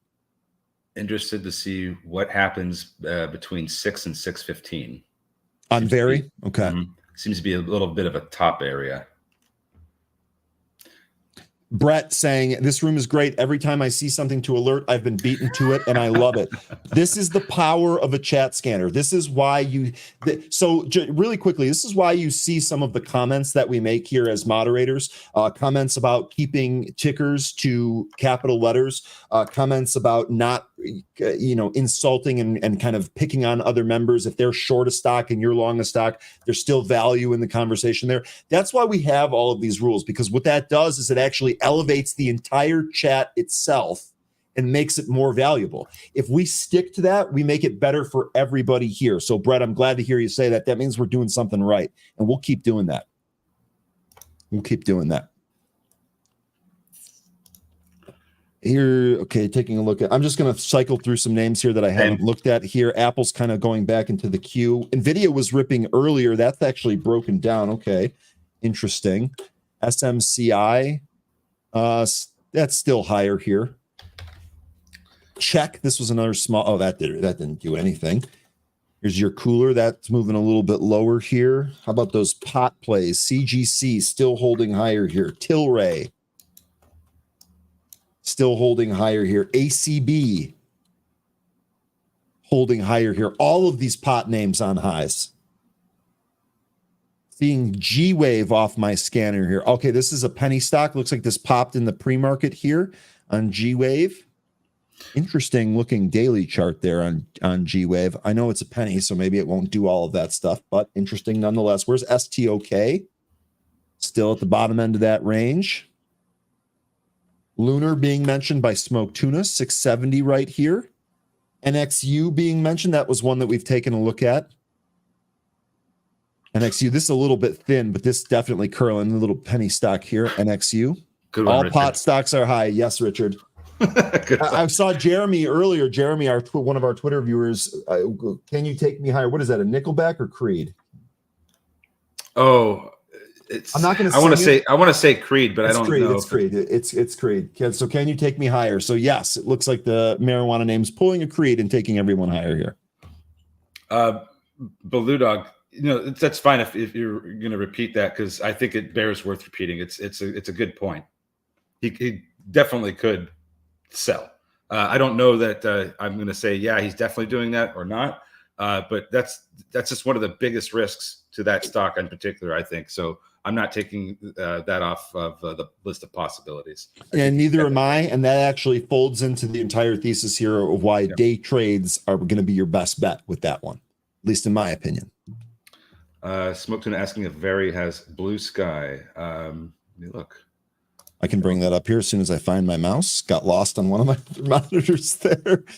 Have I ever told you the story? Have I ever told the group the story about how I embarrassed myself in an all hands company meeting? Have I ever told that story to anybody? No, I don't think so. Okay, well, I might as well do that here real quick. If you guys have a trade, let me know. For any of you that have multi-monitor, you can probably empathize with this. So one day we have our all hands meeting. The entire company is on a virtual meeting. This is around COVID. And I thought that I had my microphone muted because normally with some of these bigger presentations, I just leave myself on mute so that if I cough or sneeze, I don't interrupt the presentation. So I thought I had myself on mute. And I was trying to look something up, and I could not find my mouse cursor anywhere. I was like moving the mouse around and I was looking on all of my screens and I couldn't see anything moving. And I was like, what's going? And I was frustrated because I was in a hurry and I was trying to pay attention. And I just yelled, where is my bleeping mouse? Do you remember that, Alyssa? That? Yeah. Okay, so somebody remembers it, and it was like everybody went quiet. The entire company went silent and started laughing. And I'm looking, and I think it was Jason that said something. Jason's like, "Ryan, are you all right?" And I was like, "Oh my god!" My camera was off, so thankfully nobody saw how beat red I was, just absolutely pouring sweat from embarrassment. Oh my god, it was funny though. It was hilarious. It was hilarious. Where is my mouse? Oh my god! Oh, it was so good. So, did anybody ask if you found it? Yes, that was a running joke for several weeks after that. Sometimes I would show up to meetings and be like, "Don't worry, folks, I know where my mouse is." Why is that not like an took the mouse? Why is that like not an internal Oh Benzinga god! t-shirt? Okay. Just a picture of your face on a t-shirt. Where's my effing mouse? Okay, now we've had some fun. Let's get back down to brass tacks here. See, I'm glad I can laugh about it now. That makes it better. NVIDIA is rolling over here. Great call, Jay. Actually, let me back out here and see where we are in reference to yesterday. Okay, so next spot here for NVIDIA on the move down here, I got it at 935.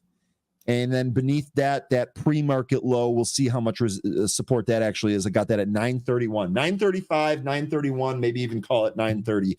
Your next support area on NVIDIA. We'll see how it does down there. Yeah, if that can't make new highs, then all-time highs, then this is looking like a double top on the daily. That's kind of what the formation is at this time.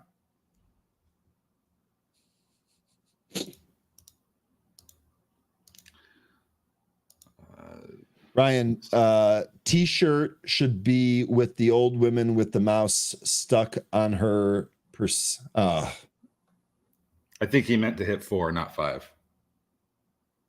No, 5s look like S's. No, 4s. Oh yeah, 4s also. Yeah, 4s look like S's. Actually, I think you're right. It's because he's using the shift. Yeah. GNS lifting here, says Kalu. That is moving through. This is just a penny stock, though. We'll sit off that.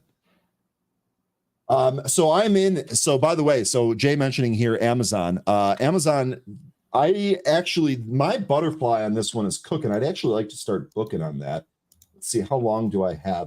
I've got until May. Cooking and booking. Yeah, booking on Amazon. Do you see what I did there? Anyway, with Amazon here, I've got plenty of time on that, so I'm not in a hurry. But that is actually working.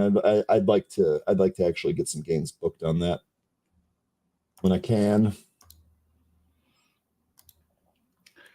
Just looking to see what's setting up. It looks like nothing's really doing that right now. Maybe Meso, MESO.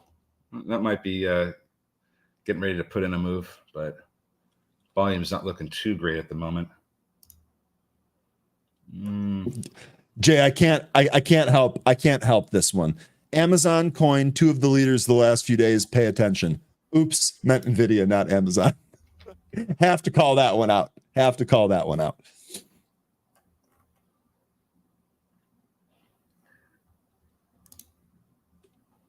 That NVIDIA rollover still happening. Oh, you know what I need? Oh, Bitcoin is knifing. Oh yeah, we're under 70. Oh, all right. So the next level down that it needs to find support from is, I believe, the previous all-time high of about 69,000. Yeah, that's actually moving down on volume too. Looking at that futures chart here, Bitcoin move. We'll see if that ends up firming up here. I would imagine it would.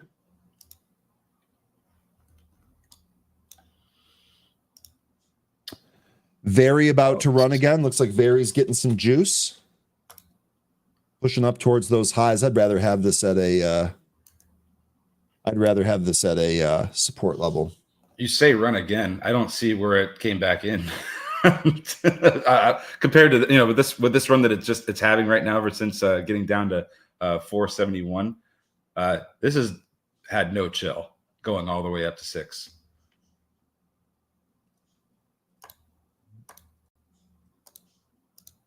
Lunar, man, that 660 level is a pain in the butt for Lunar.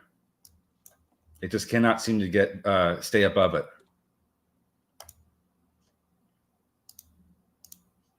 STOK starting to put in green candle here. Let's see if it can get above or back up to VWAP.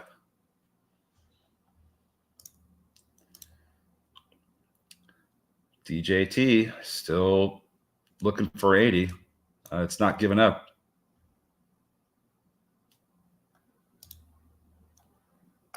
But it looks like a lot of things have. Ryan, you look laser focused on something. Yeah, I'm trying to see if I missed anything here. I know you guys were mentioning VERI, Lynn mentioning ALLG. This STOK really just kind of hung out at the bottom of this range. Didn't give any type of trade there. ALLG looks like this is a small volume pop here. Yeah, I know a lot of you guys are trading the Tesla levered vehicles here. So this is like TSLT. What was the other one that you guys had there? TSLL. So that's might be a nice way to play Tesla here.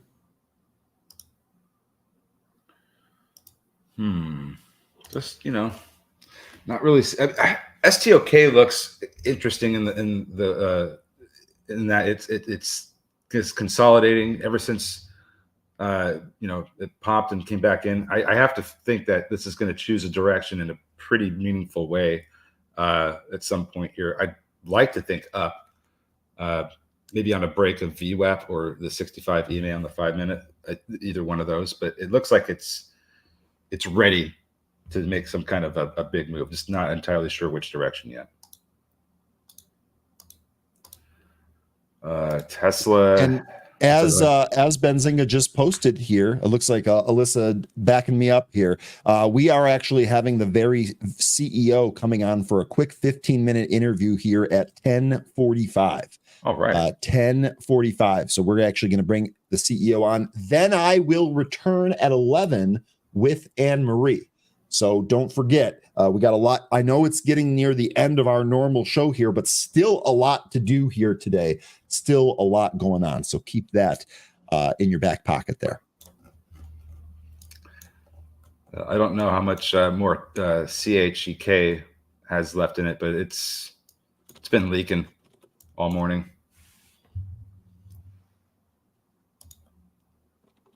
Looks like Nova's rolling over.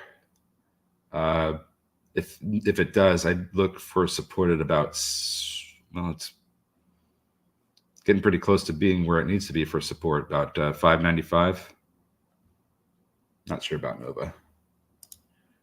Lunar trying to get back over 660 again. It's up to 669, 670. Maybe this is the one that takes it over and keeps it over. Sorry, I'll stop doing some administrative stuff here on the side. We've got plenty of time for that later anyway. No worries. Just kind of going through all the different movers we've been playing with this morning. MESO still looks like it wants to get 340. We got DJT still going sideways. Well, that's just holding above the VWAP, but really no moves after those. The initial impulse move out of the pre-market and then that first move shortly after that took us to 79.38. That's really been it. So far, it's kind of dried up there. How about Vktx? How about that one? Okay, so oh, shoot. I was sleeping again. So we did come back in towards this level here. Let's see if this actually pushes higher here. I'm going to wait this one out a little bit. Didn't get the greatest entry, so I think I'll continue being patient.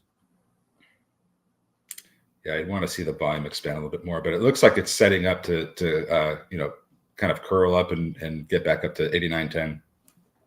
Excuse me. Yeah, I don't really see anything else actively moving. Looking through the scanner here. Sally saying that Reddit, or rather the Redditors, gave up. Oh, wow. Look at this thing, just knife right now. See, this is the kind of the thing I'm looking for here. We get this consolidation, and then it's going to choose a direction. This one, it chose down. Well, you know what the other thing is here? This is now The whole reason I have this stop in on the second trade is to avoid sitting through something like this. Worth noting, we didn't get that. We plunged, but it didn't really keep moving down. But this is why this move that you're seeing right here is why I set that stop up the way I did on my second trade, because I didn't want to be part of a knife either. And if I'm too slow to actually flip back to the stock and catch it, let's just have the broker execute it for me. So I know it came back higher here, but now we're actually getting that move. We've talked about Reddit all day. I still don't think this is over. As crazy as that sounds, I still think that there might be some afternoon movement here. Ticker RDDT. The Swede is that recent news? Yes, it is. It just broke recently. Ultra fast charging. Okay, that's interesting. So, and here's the interesting part, because I know that Ford was going to really push to build out EV manufacturing. They had they were planning plants in I think Kentucky and Tennessee, and then they decided to scrap that. Now we're seeing a dealer or a deal with Allego to do ultra fast charging.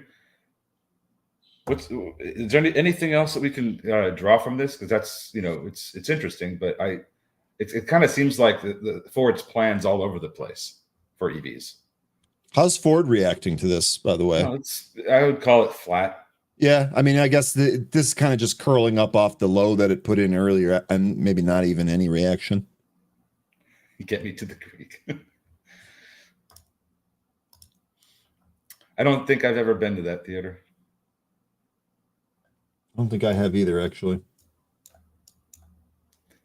STOK still wants to take out that 65 EMA. It's just been ever since it went underneath it this morning in pre-market. It's been underneath it except for that pop out of the gate, and then came right back in. Jay, good point. You did warn, don't be a piggy on some of these bigger movers. When the move's over, it can really kind of go against you. Good point there on Reddit. Hopefully that helped save some peeps. Wisdom saying Ford is rubbish. Look, I drive a Ford and I love it. I love the car that I currently have right now. Stock, not too much. Don't have any of that.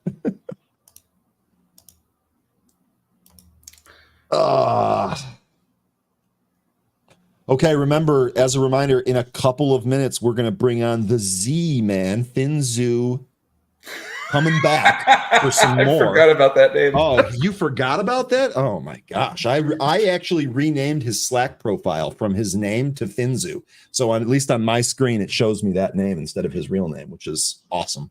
I want to hear like a slash sound when he comes on the stream, because he's cutting through this. I don't know. Yeah, I don't know about that. Well, I don't know if we've got sound effects lined up for that.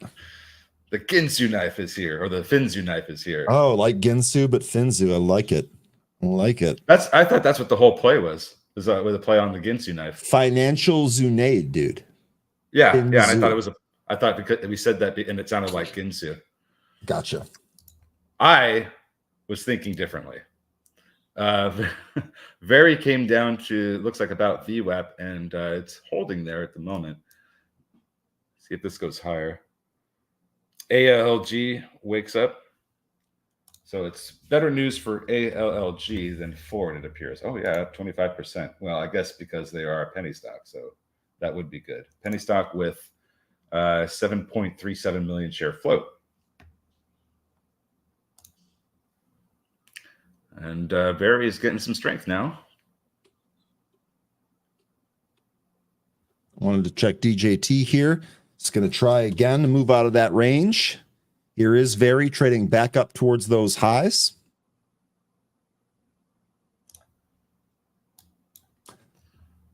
Thanks for hanging out with us here today, folks. Smash up the like for my guy 13, for Zunade, for everything that we're trying to do. Perhaps most importantly, the chat community. You guys have outdone yourselves every day. Yeah, give a like for yourselves. So, yeah, you guys owe yourselves a like. Exactly. Pat yourself on the back. And all you Twitter people, we absolutely love having you here and love that support. If you want to help us out even more, roll on over to our YouTube page for a second and click that like and subscribe button. Free way to help us out here. Austin's actually asking me, what is the butterfly play? So you were asking on Amazon here. Let me bring that up here for you. Amazon, we did the There goes butterfly on the May 170, 180, 190s. So we bought the 170s and the 190s, and we sold the 180s there. And that is rocking here. VERI took 6, and it looks like it wants more, but it Took 6 on a pretty big candle here. Good volume too. Yeah, so this is kind of forming a bit of a megaphone pattern here. So if we continue to get these higher highs and lower lows, usually what happens with this particular pattern is that we'll break out to the upside. That's if we get the resolution of this pattern, but that's what it looks like it'd be forming at the moment. All right. Hey, there he is. I was looking for the slashing sound. I couldn't find one quick enough. Yeah. He knows.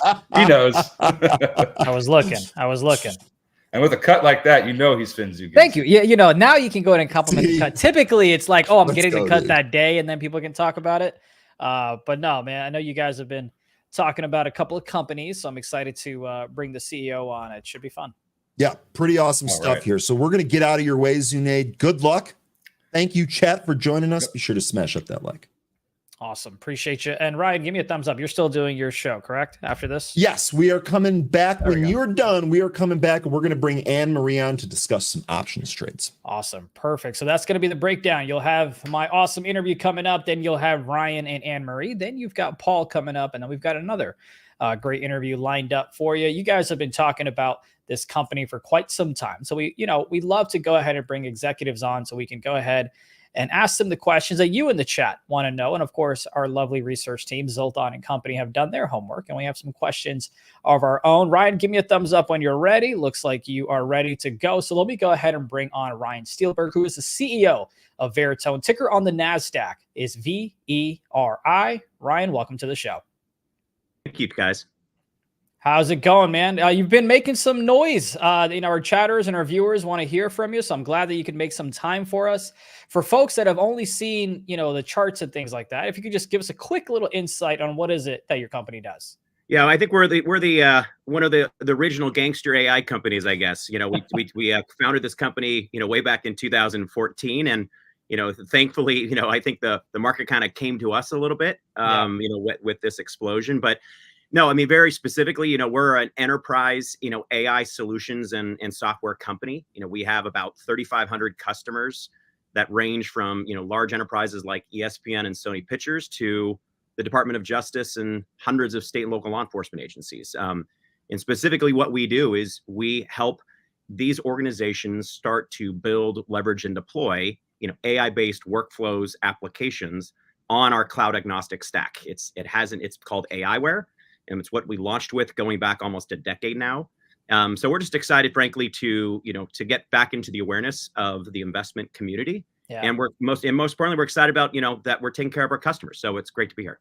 I was, going to ask you to do some name drops in terms of brands that you work with. I know you already kind of mentioned something with the ESPN and the government, a couple of agencies on that side of things. Tell me a little bit more in terms of how we can go ahead and make AI safer, right? More vibrant, transparent, so that we can empower society. And also, let's be honest, you're a company. How can we do that while also adding to your bottom line? Yeah, I mean, this is a crazy exciting time. It's, to your point, it's also wrought with concerns and risks that we all need to look into and address. And this is not just Veritone by itself, right? I think legislation, like other classic technologies that have evolved over time, it takes a while for government legislation policies to catch up. Education. So right now, I would say the technology innovation is way ahead, right, of I'll say the appropriate amount of controls and disciplines. However, I think groups like Veritone, like AWS, and many others, we're picking up that mantle and what collectively we're calling AI for good. To make sure that when we're introducing these tools, there's transparency, right? There's observability. We can monitor these solutions because we as society and I'd say legitimate enterprises, we deserve to use these technologies. This shouldn't be just malware, right, in the hands of say, of malicious people. We need these to advance our society and our businesses. And so I think it's incumbent upon all of us to drive that AI for good ethos. it's always like a Tom and Jerry, right? So there's always, I mean, there've been technologies that have been around for years and years and years, and we're still just cat and mouse in terms of they do something, we go ahead and fix it. And so that's just how it'll end up being. I have some questions, but it looks like my producer's letting me know that we have some in the chat as well. Give me a second. My Slacks are coming up. I know there's, so let me just go ahead and say this in terms of, I know you're a public company. There are certain things that you can and cannot speak to. Sure. You mentioned the brands that you currently work with. Are there any brands that you are going to work with here in the future that you're already going to kind of have some conversations that you've already publicly disclosed and you're able to tell us about any upcoming partnerships that you may have? Well, I think we've alluded to a few. As we announced last year, the BPA, which is a blank purchase agreement that we did as a sole source vendor with the Department of Justice.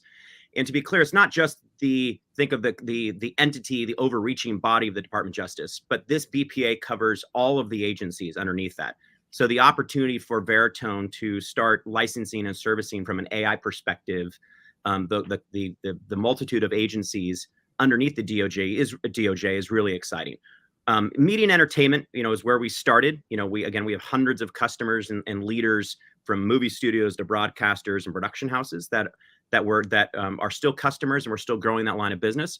But I think probably the most exciting by far is, and it's taken a long time to get here, making investments to get into FedRAMP and really be able to service the federal government, and state and local municipalities takes a long time. But that's what we're so excited about. We see tremendous growth opportunity of what we've built and how we're able to service, again, both state and local law enforcement all the way up to some of the largest federal agencies. So if you kind of look at what potentially is coming down the pipe here, is I would say continued growth across the board, but I'd say probably disproportionate growth, at least what we're guiding towards for this year on our government business and public sector business. Apple wasn't the first phone maker, but the ones who were able to capture so much market share, more than a lot of other companies. And I bring that up because you mentioned you're kind of like the OGs in the AI space. What kind of gives you the advantage and the edge compared to any of your competitors? And I'm asking this because we have someone asking in the chat, how do you compare to Palantir? So not just Palantir, but just with all your competitors, what gives you the edge? Well, I think our pedigree, where we started from. So many of these organizations started as service companies, or I would say not true AI companies, in their founding. And that's different, right? We are, in our career, good and bad. And it's one of the reasons why it's taken us so long to grow to this level and waiting for the market to come to us is, we're product and software guys. And at times when the industry is not quite ready to invest in people to build on these stacks, you have to kind of wait for the market to mature. A lot of the companies like Palantir and others, which again are great successful companies, and this is a big ecosystem, to be clear, right? I think this is not a constrained market opportunity. There's going to be hundreds of companies that are going to do really well over the next couple of decades in this AI phenomena. But I think those companies have done a great job of understanding the services component, right? And helping companies that may not have the expertise or people in house, and whether it's embedding engineers into their end customers, I think they've done a great job. Now, that being said, I think we took a different approach, right? We kind of built, if you will, somewhat analogous, the original version of Bedrock, right? What AWS is just starting to do, right? We have a fully functioning, extensible platform that's cloud agnostic, that supports and offers today over 450 different cognitive models that's fully integrated into the same stack. So whether it's these exciting new large language models, or it's legacy transcription models, we're kind of a one-stop shop that's completely agnostic. So I think, again, our expertise of truly, building these solutions and products and solutions from scratch, and I think our sort of cloud agnostic approach from cloud to private cloud to even on-prem or even in FedRAMP, I think is a big differentiator for us. And then I think my last comment would be, I think the highest litmus test of the quality of our execution is we actually produce end products and applications. We have over 3,500 customers, and we have probably the highest 90th percentile of retention rate. So in effect, once we land a customer, we're obviously doing something right because they don't leave. So I think that kind of summarizes it. That's kind of one of the key metrics that I like to look at. It's like, hey, cool, your marketing is great, your sales team is great, but how many of those individuals are like, you know what? I've busted my behind for my money, but I feel like you deserve it because what you're providing is great value and enhances life and experiences for the individual on the other side. I've got a couple more, but I have questions from my research team. We asked one from the chat. So with you being an AI company, I feel like it's only right that I ask ChatGPT on what to ask you. So here's what they want me to ask. Considering the rapid evolution within the industry that you're in, what are key innovations or trends that you believe will shape the future of this sector? But more importantly, how is your company positioned to make sure that you're a leader amongst those? So we talked about the advantage a little bit, but let's talk about the trends that you're seeing. So I think you're seeing the maturity, or I'd say the bifurcation of the stack, right? So, I think obviously we're all excited about, the explosion at the foundational level, right? Chips, NVIDIA, right? And then now you're starting to see, I'd say, the maturing of the opportunity, right? Where it's going now to the models, the readily available of the age, actually AI models and workflows. Yeah. And then we're transitioning into the application workflow phase, right? I like to say it's really what businesses and you and I use, right? When we wake up and let's say we're in creative design and we've been using Photoshop for years. Well, obviously, as we know, Adobe introduced, AI integration. Amazing. Into Photoshop. Crazy. Right? Yeah, it's in it. And so I think companies, you need to understand what the end customer is using for. We're not trying to sell AI. We're trying to leverage this killer new tool or set of tools of AI, right? To either upskill people or improve upon successful products and services. So I think the trend and velocity for applied AI into applications and workflows in the software side is the trend that I really start to see is going to be the next wave of excitement. Now, don't get me wrong. The more you do that, the more you need for hyperscalers, right? The more you need for cloud partners like we use. We're agnostic, but we have great partnerships with both Azure and AWS. And obviously, we need GPU infrastructure that is supplied by a multitude of different companies now. But obviously, NVIDIA is one of the leaders. Yeah. So it's going to be kind of a symbiotic relationship between companies like us at the tip of the spear, right? The use case, the end application side, the platform, to all the way down the stack to the fundamental thing. So I think a lot of these trends you're seeing. The other thing I would say is I'm not going to, we are going to see a multitude of or more of a commoditization over time of some of the models, even the ones that seem so differentiated today, right? The large language models, there's going to be hundreds, right? And so again, we always like to say is what is the problem that a company is trying to solve, right? And apply the right AI technologies to it. I don't believe in a single shot, one AI is going to rule them all. I can give you a million examples based upon a different project, a different job, or a different training data set, which may warrant a different model. Okay. And I think that those kind of specialized trends are going to accelerate here as well. And I've got one final question. I'll turn it over to you for your final thoughts. No one likes to be misunderstood in life, whether it's a human being or a company. Is there something out there where you feel like folks are just not understanding about your company, whether it's the financial side, whether it's what is it that you do, or the space that you're looking to attack here in the near future? Any misrepresentation out there of what it is that's going on with your company? Well, I think our founding, like many things, is Veritone means truth in the signal, and it goes back when, and there was a very specific reason for that. And we have a lot of expertise and understanding of the advertising tech world. I mean, I created one of the first ad tech companies going back to the mid 90s called AdForce, right? Which took public in 1999. So I think part of the misunderstanding is for many of us is Veritone just an advertising technology or advertising services company, and primarily because, frankly, our successful background and doing the same thing and selling a business to Google and stuff like that. So I think it's been weaning that out to understand that actually no, we're actually a completely multi-dimensional AI-based software and enterprise company. And we service, the majority of our revenue does not come from the advertising industry.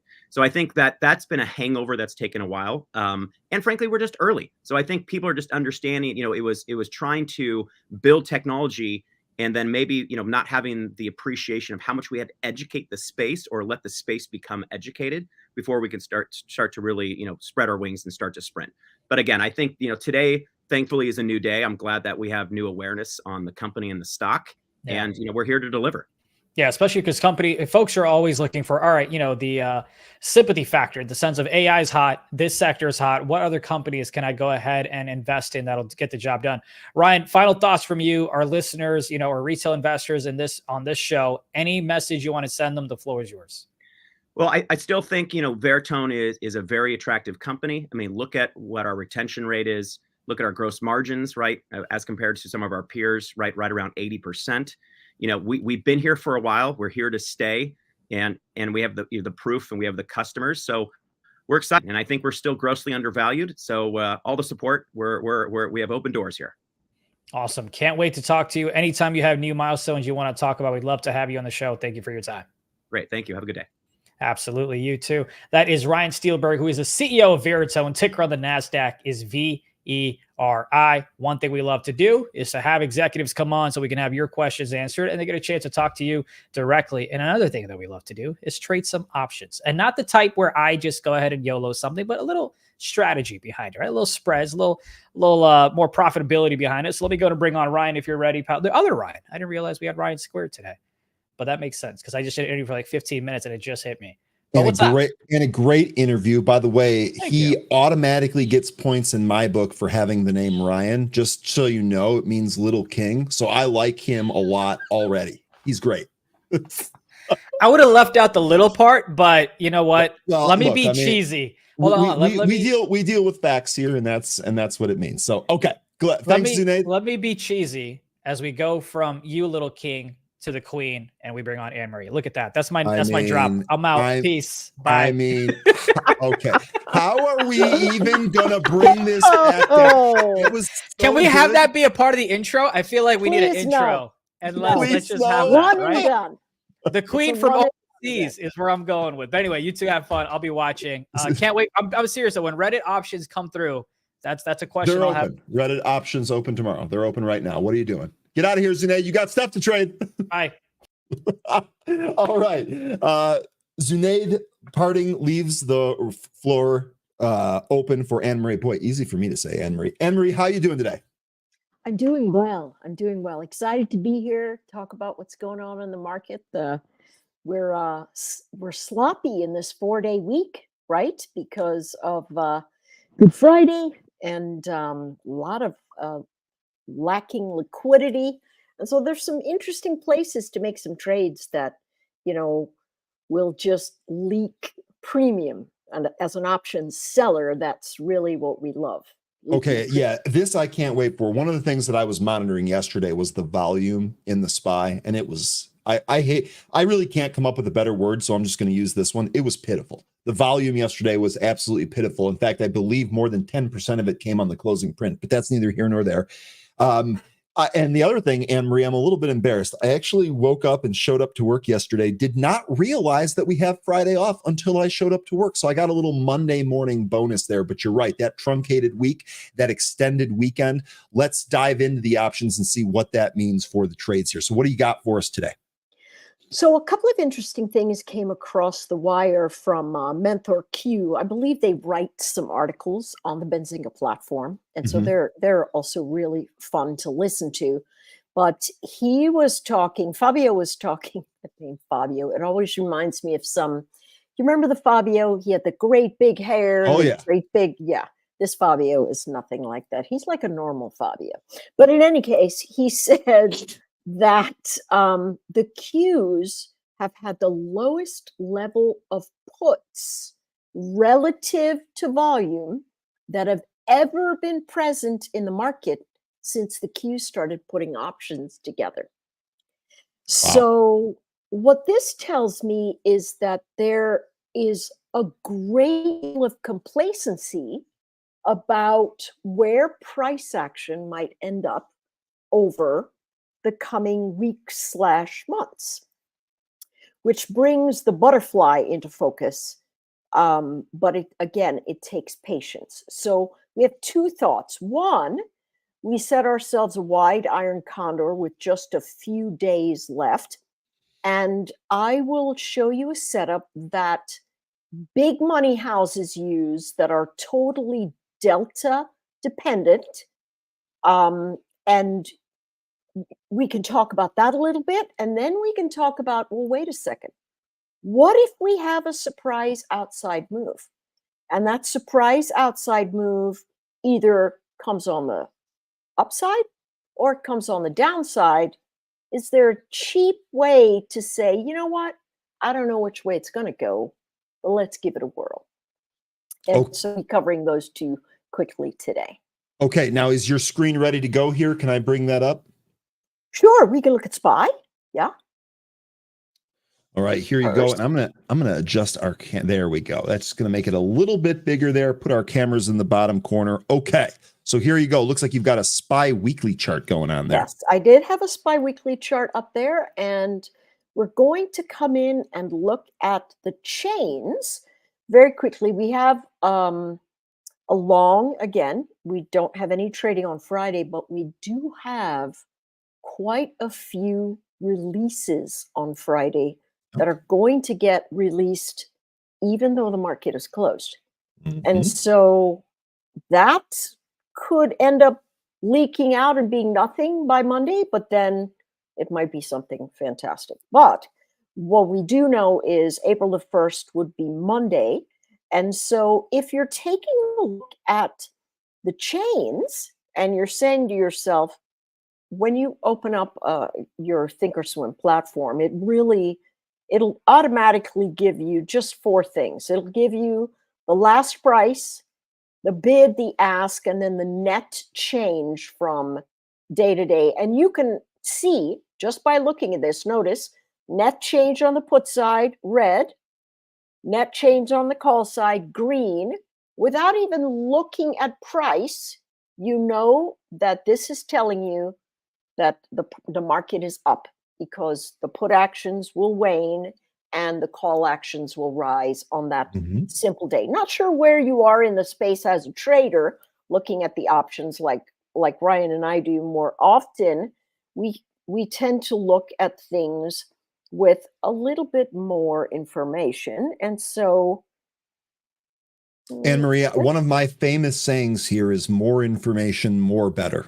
And I'm well aware of how grammatically incorrect that is, but it really gets the point across. I feel as if no matter what it is that I'm doing, I make better decisions if I have more information available to me. So what you're doing right here, when I open up Thinkorswim, this was literally the first thing I did on this tab was I added more of these columns to it.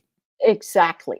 And so there are a lot of columns that you can add, but for me, volume is very is very important when you're setting up your things. Open interest tells you what you are currently looking at in terms of size, but the only way you know if this volume is long or short is by looking at this number at the end of the day and then seeing what that number is tomorrow.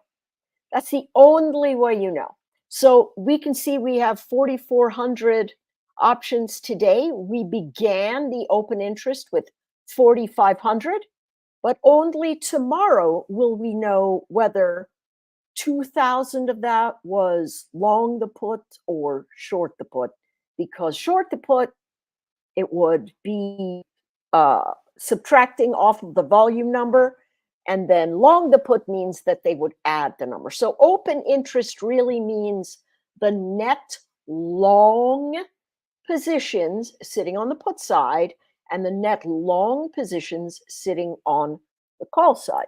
So there we have it. The other thing that you'd like to put up is a delta that gives you the probability of expiring in the money. Now, notice when the markets were going straight up, you know, when NVIDIA was going straight up, every day you could go way out of the money and buy yourself a call that's got a delta of, 20, and in a couple of days it'd be in the money. But that's not what the market is doing now. The market is treading water. And the reasons that we look for options to make money at a time where we are seeing new highs, but then a collapse of price, or deeper lows and then a bounce of price, is that we play the market makers against themselves and use theta in our favor. And then again, what theta is how much the passage of time costs for holding this position. So, for instance, if the SPY is $521.22 right now, and I buy the 522 calls every day, 22 cents of my $2 call vaporizes into nothing, because that's just the price of what one day will be. So the deeper in the money, the smaller the thing, because the more likely it is. There was a crazy guy. He was a baseball player. Lenny Dykstra. There he is. And so Lenny, he's insane. He was insane. Huge part of those Mets teams, though. Oh my, absolutely. Incredible player, insane everywhere else. So Lenny used to have a product way back in the day when he stopped playing baseball. He decided he wanted to go into the markets, and he used to have a DITM play, and it was called the Deep in the Money play. And he would buy these deep in the money calls and let them ride out until they became deeper in the money. And then, we had the 2006 great financial crisis, and, all of that goes up in smoke, because if you try to buy a deep in the money SPY call and then the market falls off, 150 points every day for however many days, you're going to lose all your money. And so that's what happened to Lenny, long story short. But the reason that he did it was the following. The delta is almost 100. So the probability of this thing expiring in the money is almost 100%. The theta is very, very low. And I know it's hard to see, but sometimes this is like 6 cents, 4 cents, 8 cents. It's very, very small. It's almost like buying stock when you go very deep in the money. But the further away you get from being deep in the money, the more these Greeks have a really strong effect on what's going on. So let's say that you're thinking to yourself, all right, what can I do over the next couple of weeks that might give me, let's go to the expiry on the month, that might give me some revenue stream, not a lot, but a very high level of probability. And that would be, you'd go to, we got 24 days left. Let's go back to the SPY. We've got the weekly. We're looking at 3 weeks of motion. The bottom of this area, including the wicks, looks at about 505, right? The top of the wicks is 524, but we've got a lot of bullish momentum. So let's make it 530. 530 would be good. I think 530 would be good. Another 5 points. Okay, so the reason that I'm doing that is I'm going to give us the ranges of an iron condor that will be just a few days in the making, but will return. So we've got 500, right? That's 91 cents. Mm-hmm. And then 530. Well, let's see where the most volume is sitting. Most volume is sitting at 530. So that's open interest. That 42K number, that is your open interest number. Yes, but it's the total volume of all of the contracts that are expiring. Yeah, this is fantastic. This word volume here, it just means what's happening today. Open interest says what's happening until it expires. And so 42,000 people have put call action events. We don't know whether it's long or short. So let's go down a little, give it some room, and let's pick 535. All right. So this is a strangle. So it is completely naked, very dangerous. You don't want to do a strangle, but you can build yourself an iron condor, and you can give yourself about, let's give ourselves 5 points of risk, 535 to 540, right? And so it would be 74 there, and then up on this side, 500 to 495. And what this gives us is a very nice short iron condor.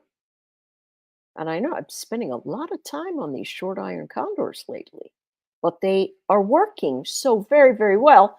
Upside note, our trades that we've talked about, the short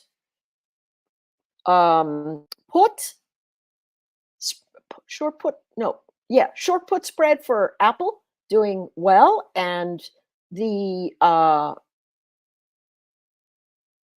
short iron condor for Boeing also doing well because a ton of volume came in and just jammed that right up to where we're going. So here is what we're looking for in, I have these as negatives, so that's not right. Here we Yeah, go. you have 3 of them there as a sell and 1 as a buy.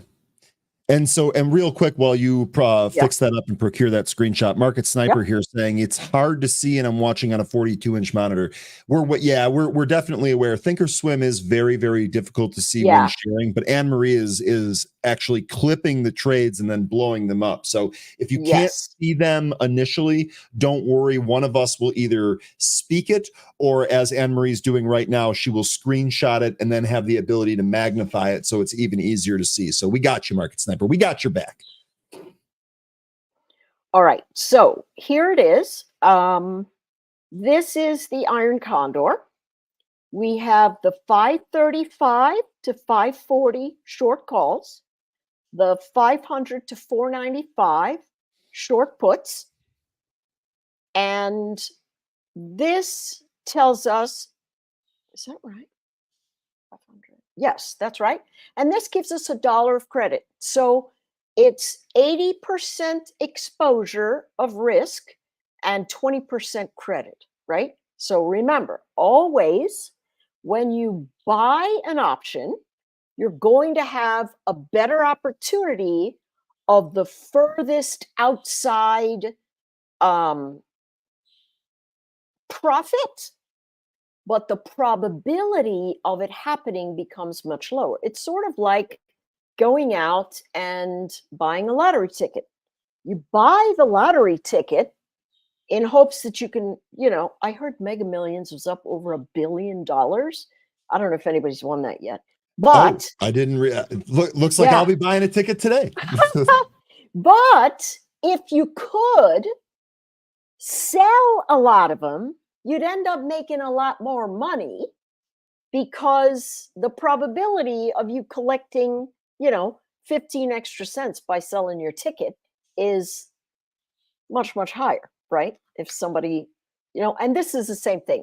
We've got a 5% probability that this trade goes wrong. So I actually am going to take this trade after we're done here, because I like the setup into the end of the month, because I believe the market is not going to start shaking until we see one more month of the Fed going, we're not lowering rates.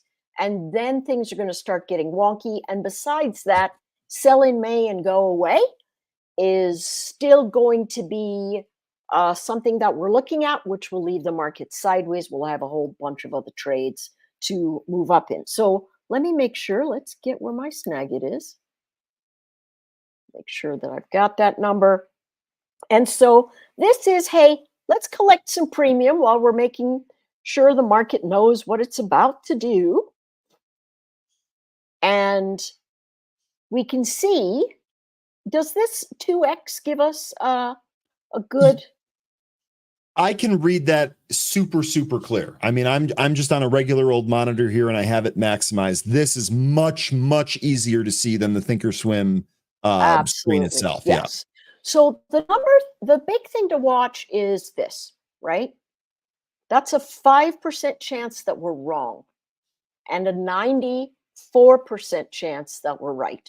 The rest of it is wiggly, right?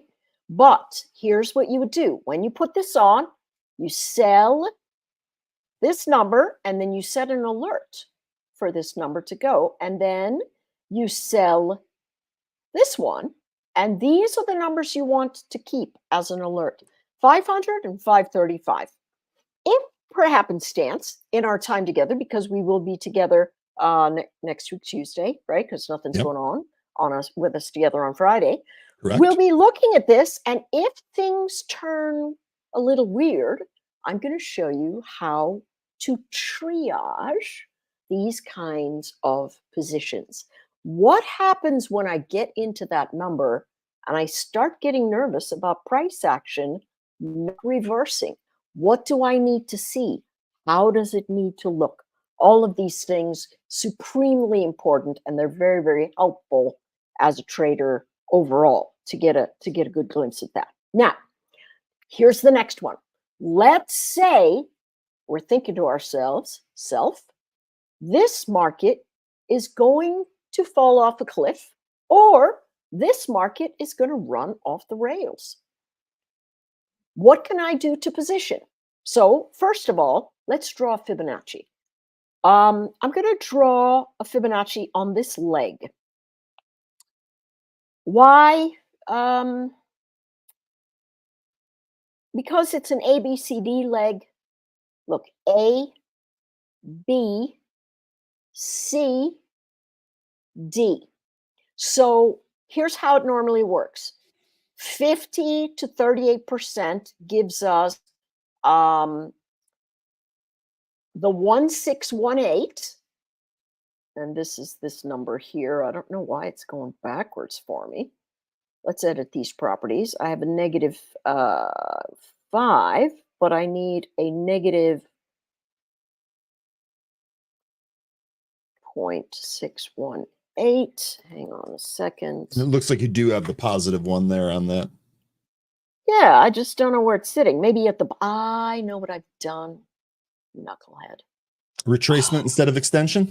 No, I put it on backwards. So I should have said, hey, I want to run it from here. Instead, I ran it from below. So there we go, right? This is the top of the wave. This is the bottom of the wave. Mm-hmm. And instead of going from top to bottom, I went from bottom to top, and it inverted. Looking for. Okay, so here's 50. Here's 1.618. That's about the 530. And then here's 200. So 530 looks like a number that if it gets there, it could kind of stall out. I mean, hey, listen, it could go all the way to 200, but we need a lot of time for that. Okay, so let's just say 530 to 540 is what we're looking for. And so here's what we do. We'd set it up, and let's say it rolls off a cliff, and it comes back in, and it comes back into this old resistance, which is new support, which is about 477, 480. Mm-hmm. Okay, so that's what we're going to look at. Time. Well, let's say it happens in May. Okay, so if we look at 470 in May, let's say it comes to 470. Now, here's what we hope. What we hope is that it comes in to the number we're looking for, but it doesn't blow past the number we've got in the middle. We just want to jam it to the one in the middle. So if it comes to 470, then we really don't want to see it move past 460. And then 450 would make it a balanced butterfly. And that cost, my lovely friends, is 8 cents. Okay? 8 cents. Now let's look at it from the other end. It's going to be more expensive here simply because everybody's expecting price action to go up versus down. And so there's a lot of, what's the word? There's a lot of pricing here relative to where prices are right now. Okay, so 477 is almost $50 away. So the upside move is priced into the premium more so than the downside. Yes, because Gotcha. we're closer to the top than the bottom, right? See, we're only Bingo. picking something about $15 away, as opposed to the other one, which is much farther. which if we catch a bid and start rolling over, it's going to be horrendous. So what we want to do, let's go to 535, and then we're going to give it the same 10 points, 545, and then 555. Okay, so now I'm going to take a snapshot. Hang on. And we're going to see what the relative risk is overall. Now, if we use the spread, the short iron condor, it'll help us pay for this position. And so let me size it up again. All right, and so we have a butterfly. That's 1 by 2, long 1, short 2, long 1. But we have a call butterfly and a put butterfly. We have the put butterfly at 470 to 460. And then the call butterfly, we have from 535 to 535. Now together, it's going to cost us $1 and what is that? 47 cents. Right? So $147 to potentially make the difference between the spread, which is $10. So $100.47 from $10 gives us $8.53. So for just one of these, we have an $853 upside and a $147 downside. Does that make sense? Sure does. That sounds like a 6-to-1 risk to reward right there, Anne-Marie. Right. So it is very good. And if the market moves, it's going to pay out in spades. Now, here's the thing.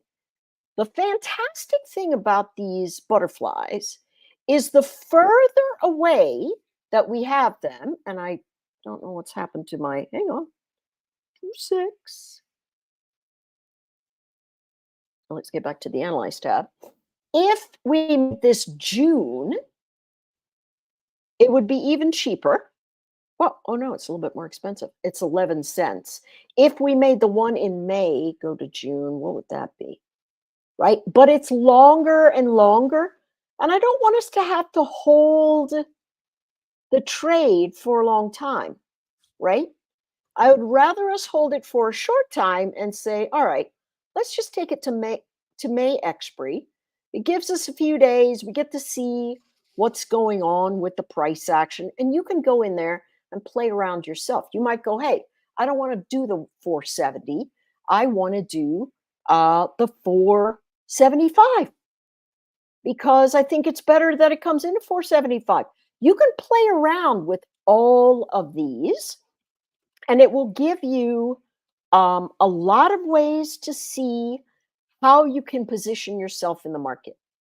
It'll be a little bit notice. The put side is so cheap right now. It's sort of begging you to buy it.